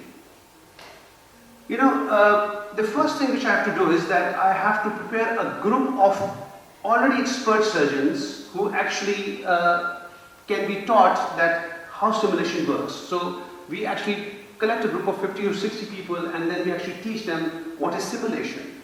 And then they take them to actually short groups where they're actually taught in an apprenticeship model where actually one-to-one learning exists. And then ultimately, once they are being taught in the operation theaters, this kind of training has to be first actually taken from the operation theater actually to the lab. So you can see that this is a simulation lab at Services Institute of Medical Sciences. This is our simulation lab at Services Institute of Medical Sciences, where the actually young doctors are taken to box trainers, where they actually do the simulation techniques on simple low fidelity simulators, and then they are actually at the same institute. We have developed a center where they're actually taken on to the animal experiments. You can see that they are being actually trained on goats, how to do appendectomy, how to do cholecystectomy, how to operate upon the intestines. So they're taught on the goats, and then from there onwards, they are actually taken into higher levels of simulation. So basically, this is what actually the shifting is from the didactic learning, see one, do one, silo training, practice on patients, and learn from your own errors on the patients. You actually shift them to self-directed learning, practice to predefined standards of competency using simulators, learn from your errors on simulated patients, team training, and you should be able to practice very, very safe medicine. So what kind of simulation technologies which we are using? We are using simulated or standardized patients, very expensive to actually maintain them, to retain them as well. Then we have got computer-based simulations, virtual environments, task trainers, low fidelity simulators, hybrid simulations, and high fidelity simulations at our institution. You can see that here we have got simulated patients, but as I told you that they are very difficult to train, very difficult to retain, and very difficult to maintain and sustain, because after 1 or 2 years they'll change their profession, they'll go to some other city, to some other situation or other institution, so very, very difficult to retain them. But actually, you can actually learn the best from a simulated patient. Here you can see that we are training how to actually handle a chest trauma, or how to handle a patient who has got a neck trauma and or a cervical injury. So simulated patients are the best, but as I told you, very, very difficult to retain and maintain. So we actually take into account the computer-based simulations, which are very easy to maintain. And then we have got low fidelity simulators and high fidelity simulators. Let me explain you what is actually fidelity. Fidelity means how close are you to a real situation. So we have got low fidelity simulators where you actually have simple skills simulators. We can have very, very simple task trainers. Actually, you can actually have a task trainer give a task to a person who is going to train, and and they are going to actually go ahead and evaluate the person who is doing the training. And similarly on mannequins, these are also low fidelity simulators because they are realistic, but they lack the physiological response like a human simulated patient. So these are low fidelity simulators. But then we actually take down, we teach the advanced trauma life support, the basic life support, the advanced cardiac life support, the pediatric advanced life support, the advanced life support in obstetrics, and the fundamentals of laparoscopic surgery. And we are an accredited center outside USA and Europe for training all these courses in our institution and in the College of Resident Surgeons of Pakistan. And these are all done on mannequins and simulated patients. And then we actually go on to the virtual environments where the haptics are used. You can see that these are actually simulators where the electronic and the computer generated signals are transmitted to the human hand, where through haptics you can actually get a feel that what is going to be like on a live patient. So these are the haptic simulators. And then we have got hybrid simulations as well, where it is not only the computers but the robotic simulations is involved, where practically very, very complex procedures are taught to the doctors, not only through a computer generated environment but through direct manipulated simulations as well. So then finally we have got the high fidelity simulators, which are actually robots. They exactly mimic the human tissues and the human environment, and they actually get the real feel of what is being done on the patient. So these are high fidelity simulators in our institution where we actually train people how to work on the robotic systems. So what are the advantages of simulation? The first advantage is that we get best standards of care, the error management and the patient safety is there, the patient autonomy is there, and this a bit of social justice. And I'll touch all these one by one in just a few seconds. The first is that the best standards. As I told you that you can have human errors, but it is very important that while you take these patients, these 20 doctors to the patients, they should have a certain level of technical and procedural skills before they're allowed to touch a certain patient. When I was trained as a surgeon, my first patient, when I was doing removal of a stone from the urinary bladder, it was a human. It was a human being. Had that individual known that I'm going to operate as a first-time surgeon on him, he would have run away. But actually, that was the one type of training, a one-to-one apprenticeship-based training. But now the things have changed. The doctors, they would have to spend, many months doing this bench training before they actually go on to a live human being to actually go and have a supervised operation. So it's very important to understand that the safety of the patient is the foremost which we have to do, and this has to be done only through simulations. And then the error management. As I told you, the error is human. But while we are actually training our young surgeons, if he or she commits a mistake, we stop them immediately and take over. But then the learning process is also stopped. What we do in simulation is that we allow them to progress with errors, and we allow them to learn through these errors. So they actually keep on learning for many months. They rectify their errors. So once they are taken to a patient and supervised, when they're getting supervised by the seniors, the errors are limited. I don't say that the errors are not there, they're still there, but they are very much minimized. So it's very important to understand this. And then patient autonomy. I was talking about my first patient. The patients have got a right to select the best of the doctors, best of the surgeons. But sometimes it is not like that. And especially when we have to do some social justice.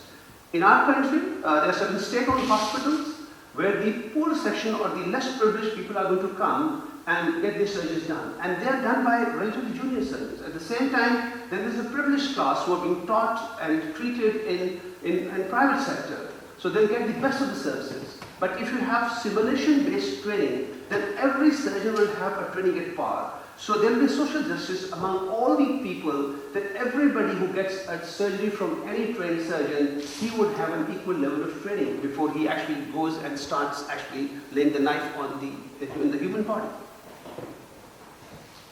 So simulation-based surgery is actually a complementary. It is not the replacement of traditional training. It's complementary to the traditional training. And we have actually published many papers, and two of them you can see, these were published in the impact factor journals, which are about our local endeavors. We have developed our own simulators, our own simulation boxes, our own computer-based generated simulators at our institution. So I think that we are making a lot of way forward for people who are working in our country and maybe abroad once this is more popularized. And this is the ongoing study where we have actually 40 residents of the second year of training. They were given, divided into sections. One were just given didactic lectures. The other were onto low fidelity simulators, and then there was another group on high fidelity simulators. And we actually had a questionnaire method. We had the pre-intervention questionnaire and post-intervention questionnaire.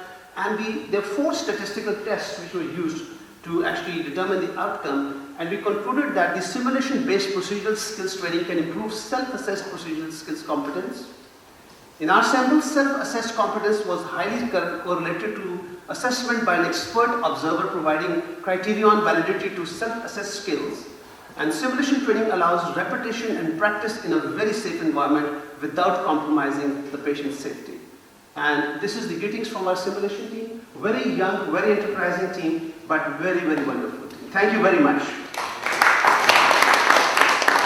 Thank you very much for your very interesting presentation. But don't forget, the simulation is very good, but the patient remains a human being. Yes. And we need to develop this sensibility. And it's not machine, nervous. And each time we need to be very careful. Yes. We treat not with machine, but human being. And we need to love our patient. Yeah, so that is very important. I am absolutely sure that you rightly pointed out. So simulation is actually a direction towards, towards absolute safety of the patient. So that human touch is not lost. They are trained on the machines, but before they actually go onto the human beings, it is very important that they have a certain level of proficiency and skill, because that is what is going to maintain the safety of those patients. I agree perfectly. Any other questions?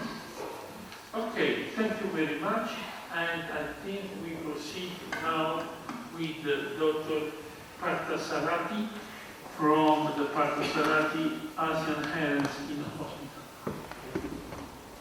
Thank you all. I am Dr. Parthasarathi. So I will be very brief in my talk, and the topic whether is it possible to effectively combine personal medical practice with clinical management? Yeah, I think it is possible, very much possible. I have been doing it for a few years. Provided you have a good supporting staff, the nurses, the doctors, managers, as well as technicians. So there are few advantages in that. The thing is, the whole and soul is the doctor, so he can put his own protocols and follow it. He can also take his own swift decisions instead of going through all the complicated peer processes, and can develop personal relations with his patients. Of course, there are a lot of disadvantages. The main thing is like substantial financial risk and huge responsibility. By the way, at the end of the day, what matters is the patient satisfaction, and I feel that that is possible more when you have your own setup and can do the best what you can. So, to repeat again, I feel it is definitely possible to combine personal medical practice with clinic management. Thank you. Thank you very much. You have really touched the important problem, because today a lot of doctors are confronted with these two things, the medical practice and management.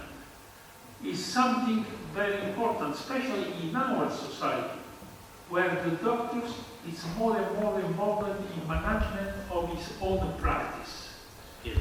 And the doctors frequently is confronted with these two things. I am doctor or I am manager. I have to save the money or I have to follow the ethics. Exactly. This is the big problem, and this is the big challenge. We needed to think about is all of us to decide. The money is okay, management is essential, but first of all, we are doctors, and our main role is to be very close to the patients. Exactly. The patient is always at the center of our activities. Today, unfortunately, you have not access to the healthcare everywhere in the same way. In some hospital, when you go, first give the credit card and after you are done. If you don't have the credit card, you don't need the healthcare. This is you are right. We need to talk. Probably it's important to dedicate one meeting only in this aspect. Thank you very much. Other questions? Okay, and we go back to the big country, the China, where is the Dr. Xindong, the chairman of the micro needs health transplantation global. Please.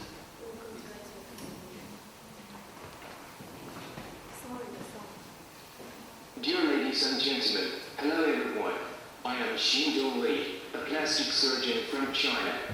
My main research direction is in the field of hair transplantation, and also the founder of the global training group of China-Bardi Microneedle Hair Transplant Hospital. I'm very glad to share some topics about future medicine in the UK today. The topic I want to share today is the demand and development in the field of plastic surgery, hair transplantation. I think there is such a topic in the discussion, which is medical professional demand is the biggest in the future, and what preparation have we made to keep up with the times of these changes. In China, there is a medical field called consumer medical, which refers to non-public, non-therapeutic, market-oriented medical projects that consumers actively choose to implement. These medical projects are basically self-funded. In China, medical beauty is a typical consumer medical field. China's medical beauty market is huge. In 2018, the medical and beauty industry reached $18 billion US. It is estimated that by 2020, the overall medical and beauty industry will be large, up to $40 billion US, of which the focus is on the field of hair transplantation. With the improvement of living standards, the desire of consumers with hair loss is getting stronger and stronger.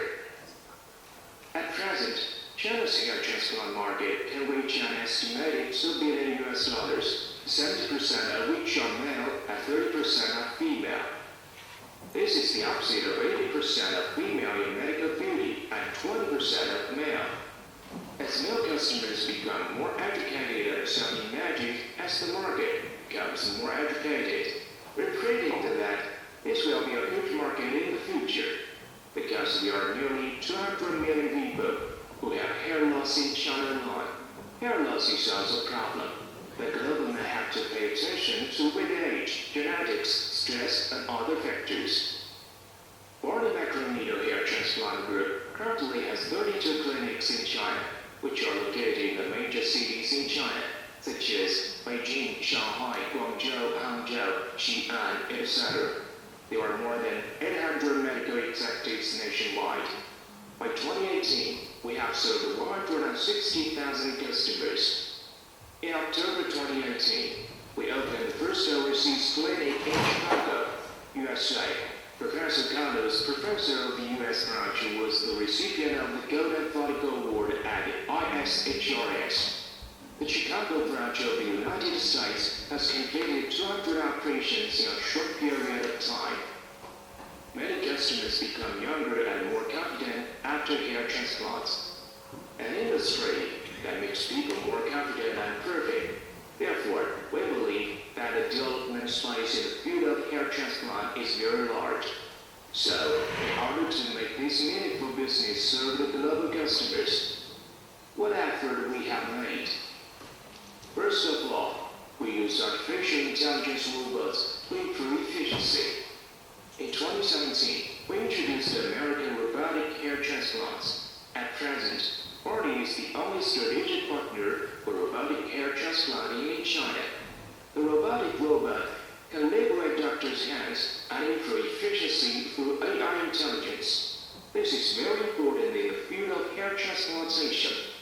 In the United States, a hair transplant clinic can only do from 1 to 2 operations a day, because from 4,000 to 5,000 unit hair follicle operation requires from 4 to 6 medical staff to operate for from 6 to 8 hours. In China, since our hospital can do up to 30 operations at a time, mainly limited to the operating room and medical staff.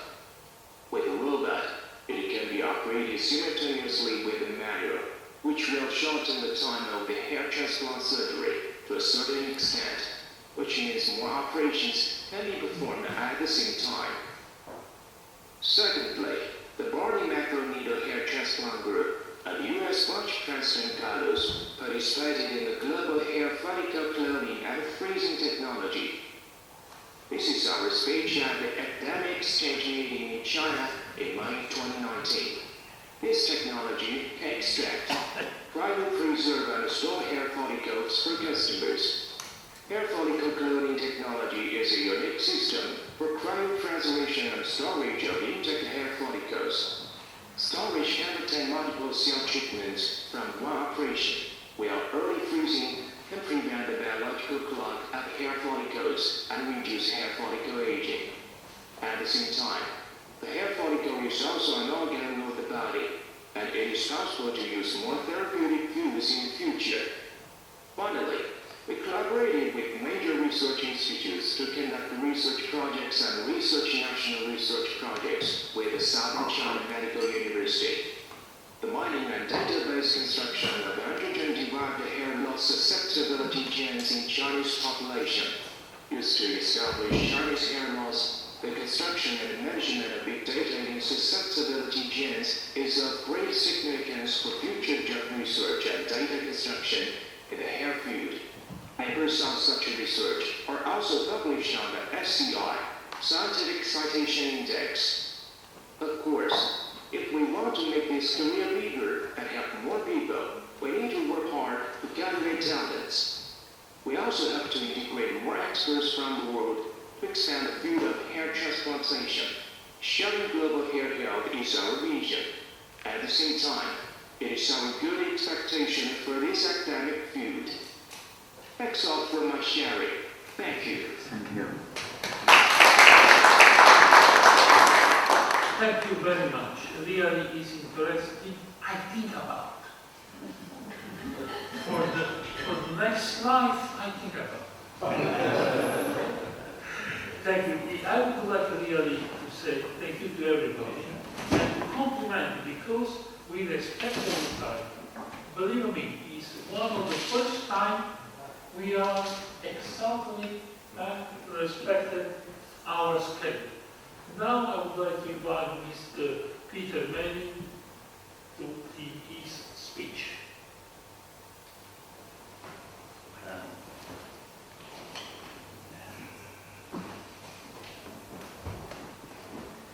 Thank you very much, and welcome to everyone.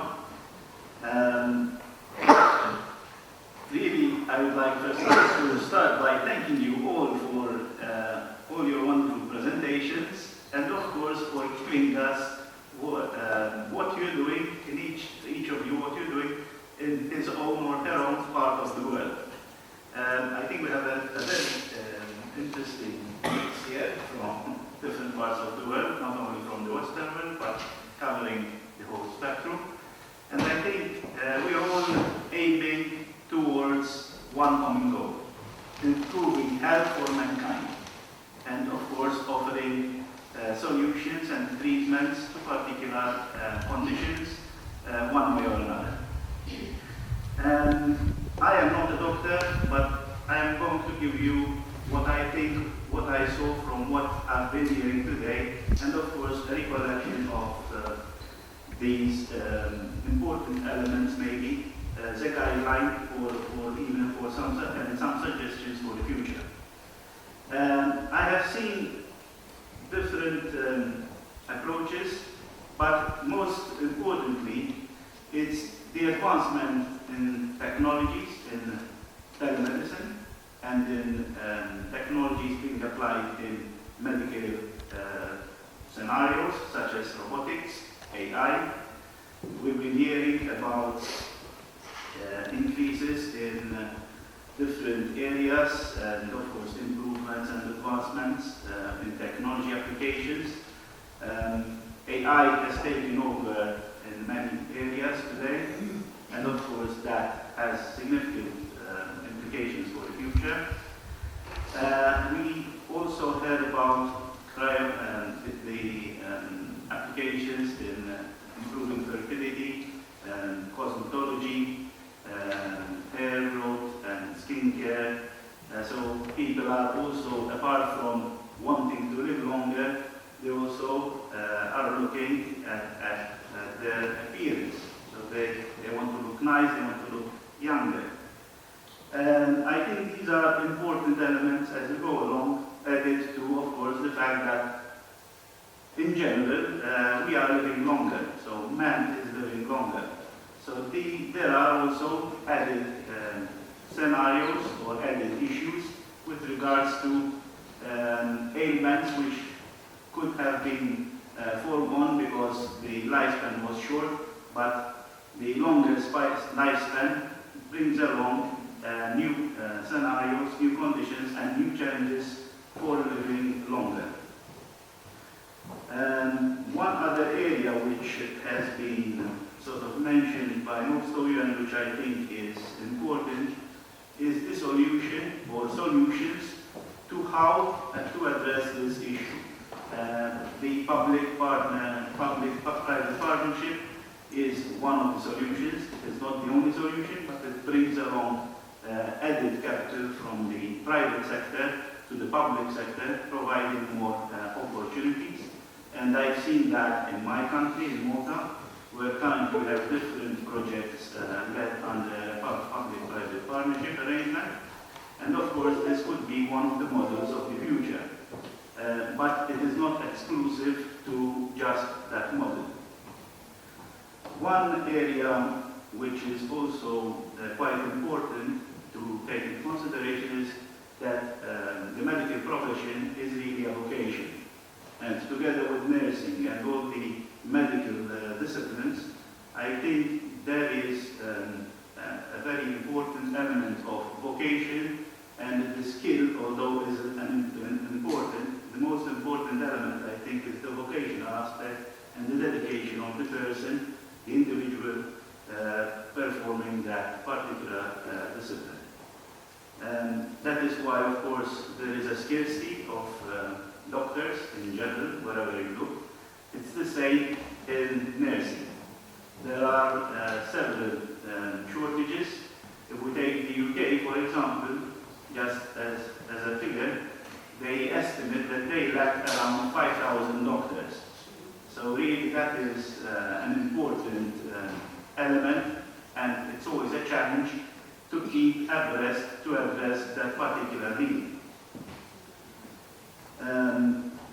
Of course, the whole scenario does not stop with just mentioning these items. I think here we have mentioned a lot of best practices, and if I may suggest for the future, we should also look at how maybe to integrate these best practices, not only to write about them, but how to share and learn from each other. I have seen, or I have heard rather, and seen video presentations from all of you about the different solutions that everyone has made. And I'm sure that one solution could be applied in another scenario, and vice versa. So there are lots of good practices going on, which may not necessarily be applicable throughout, but of course one has to identify and to share that information, which is very, very useful to do for the future. I think we are all, we all have the same vision, as I mentioned at the beginning, and I think the advancements in scientific research, the dedication and dedication that is going on a lifelong process, and as well the best practice applications, I think we are all providing a real and tangible platform for the future and the advancement of the scientific research itself, but also the advancement of education and mankind, and of course our future survival on this planet. Thank you very much. Thank you very much. And it's really a fantastic chance. We have time. We have time to discuss. If you have some questions, if you want to say something, or I will try to go on. I have prepared the presentation, but it was too long and was okay, it's difficult to do. The concept is the following. What is the medicine of the future? What do we expect? How is it changed the relationship between the doctor and patients? Is really changing this relationship? Is the patient really need this personal contact with the doctor as a person? Today we have more and more the machine. The patient scans and immediately he has the X-ray, electrocardiogram, blood test, but with this one thing is very important. The personal relationship with the patient. We need to talk with the patient. We need to listen to the patient. This is one of the aspects it was indicated in your presentation, communication. We need to prepare the doctors to communicate with the patients, to listen to patients, to understand what is really the needs of the patients today. A lot of depression are just mentioned as a stomachache, back pain, and so on. And what we do? We immediately make the X-ray, we make the gastroscopy, and so on. No.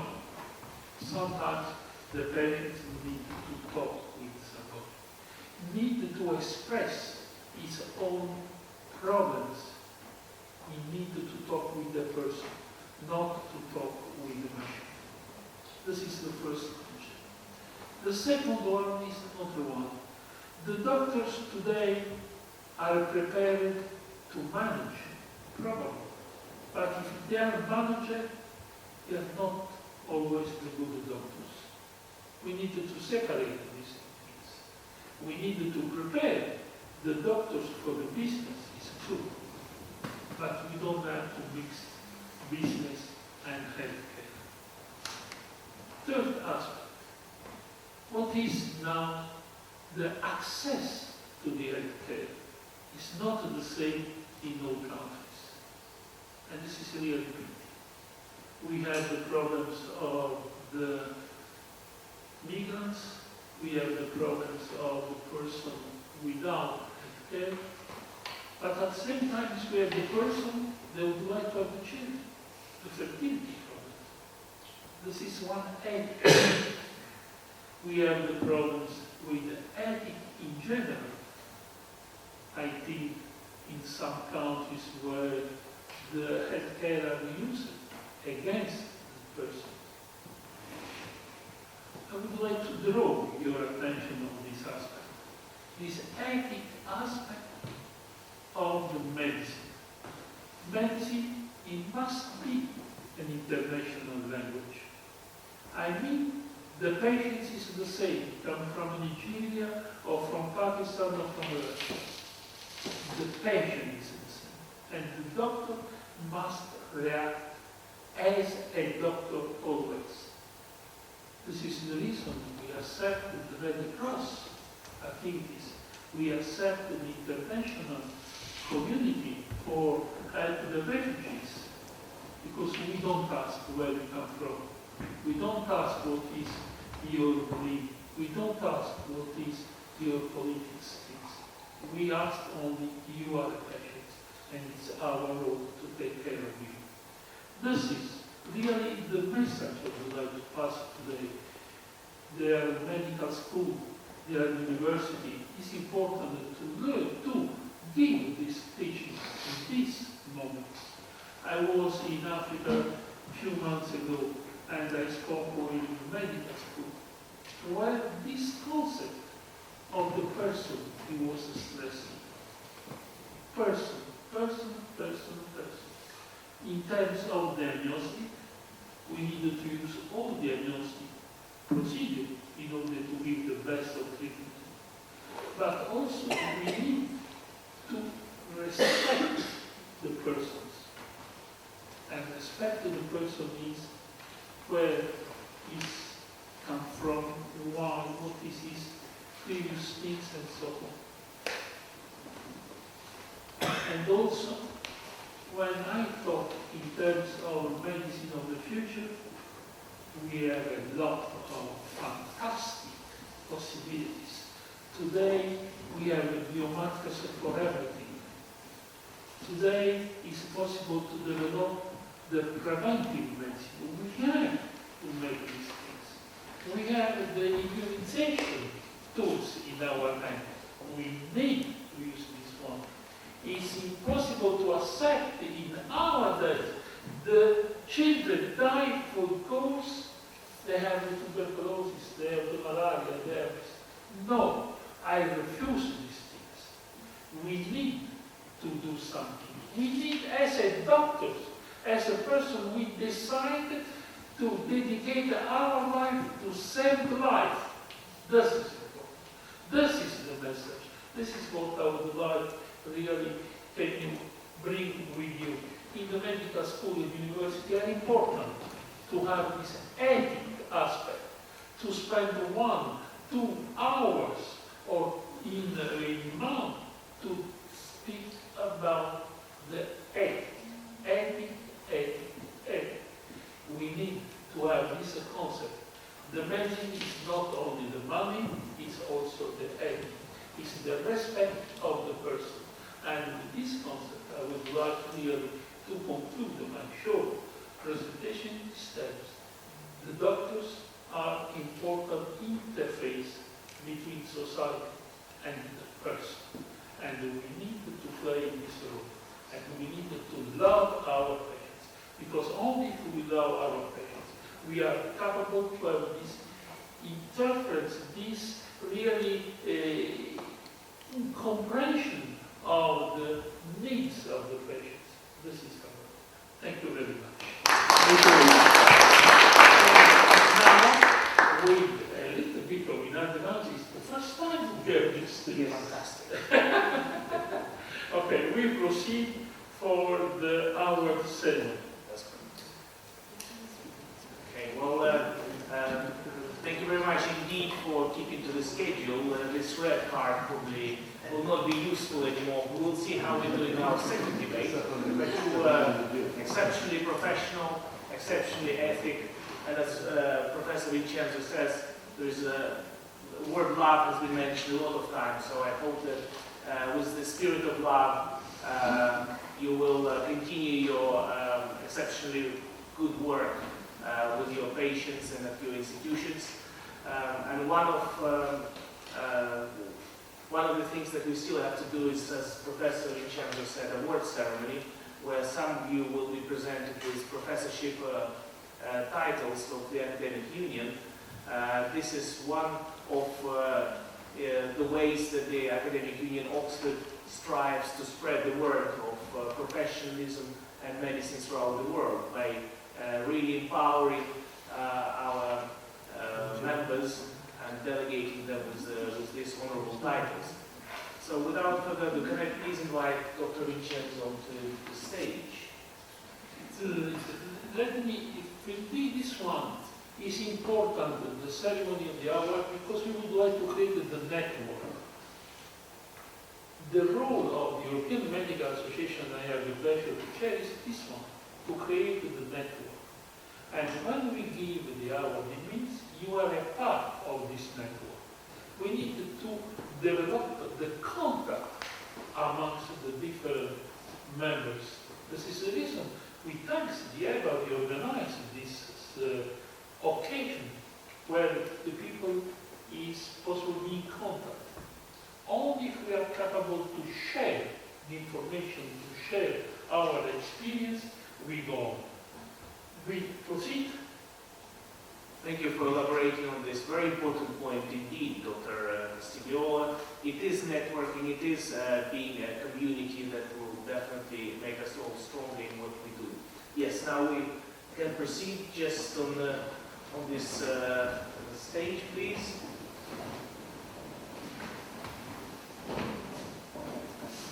The candidates for the honorary title of honorary professorships were selected according to the following criteria: preparation of postgraduate and doctoral programs, establishment of departments, faculties, and clinics, development of innovative projects, development of new or existing theories in science, technology, and economics, publication of monographs, textbooks, and learning materials, participation in regional and international conferences, symposiums, and other official scientific events, as well as extensive international reputation for research and professionalism, unique contribution to the area of their expertise.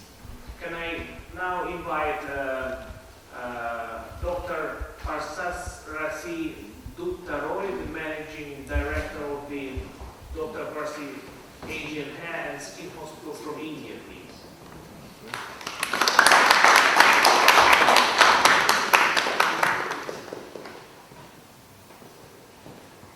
We don't have a special stage for this, but you are here and you are very welcome.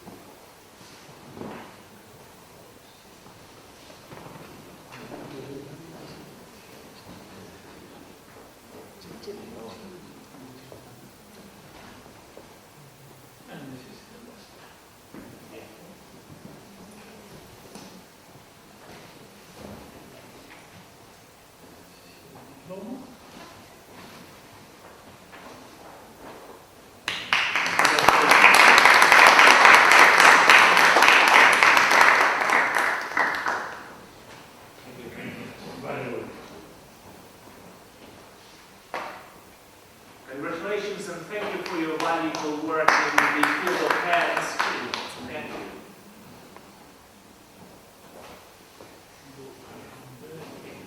Okay. Can I now invite to the stage Dr. Sumita Sofat, doctor and in charge of the Sumita Sofat Hospital from India.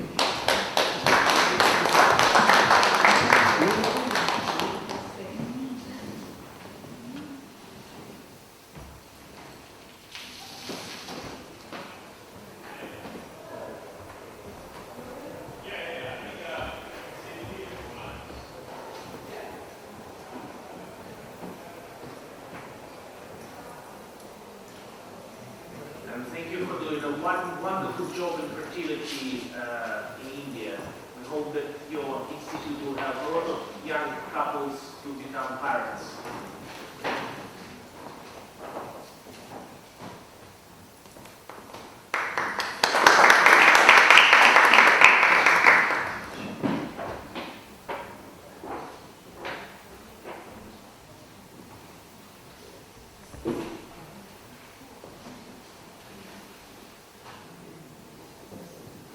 Congratulations. And I now invite Professor Dr. Jan Mohammed Mehmod, the Chancellor and Chief Executive Officer of the Hindus Medical College, University of Modern Sciences from Pakistan.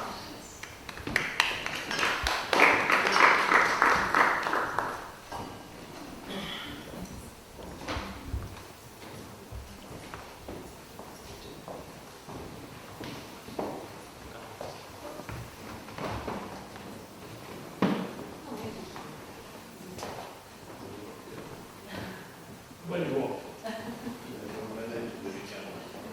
We are democratic. Your work is well respected around the world, and it is our pleasure to present you with this honorable title.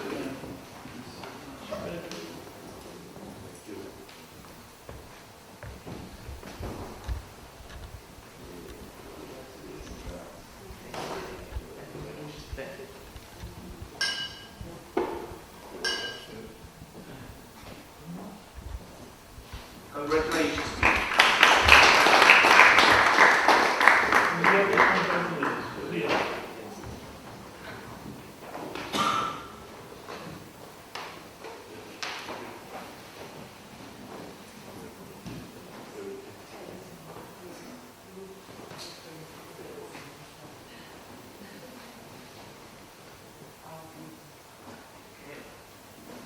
May I now invite Professor William Barnabas, the Vice Chancellor of the Brigham University, Cairo, from Nigeria.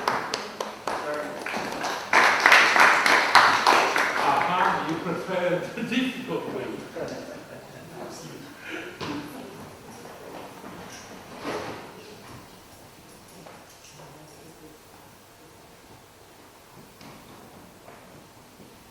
It's been a long journey for Professor William in creating this wonderful university and many important faculties, and we congratulate you today.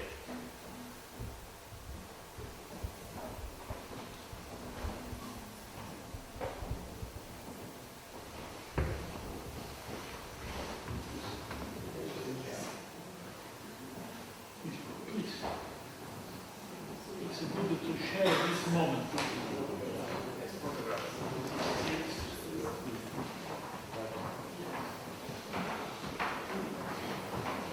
Congratulations.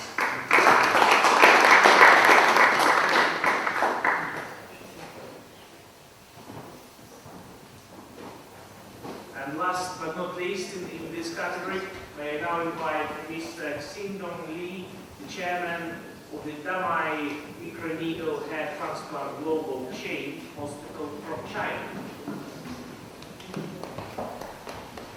Either way. Everybody prefers the difficult way.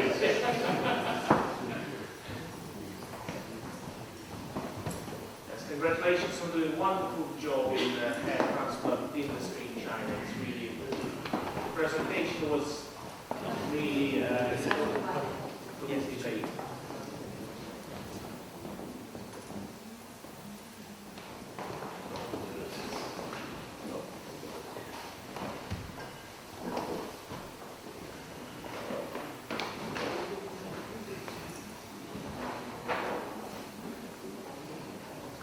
congratulations and welcome to the Academic Union also.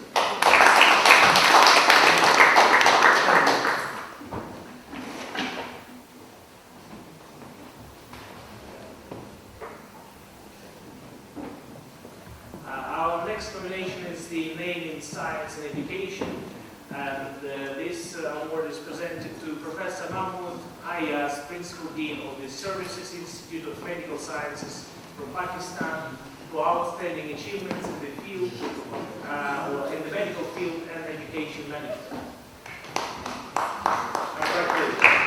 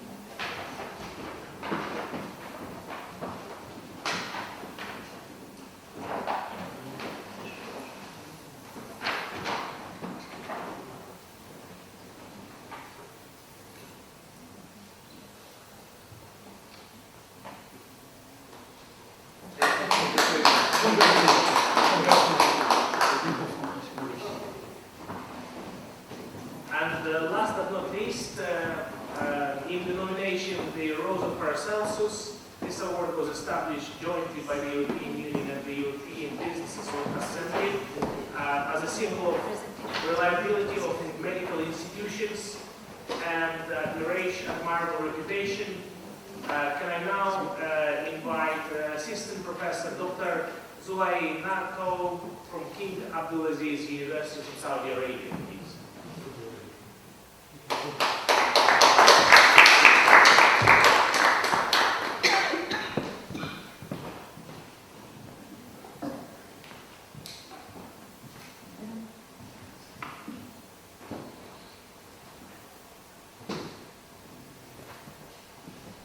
Congratulations, thank you for doing great work.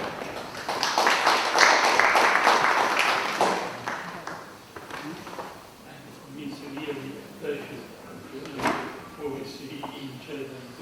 Yes, that's good. Thank you.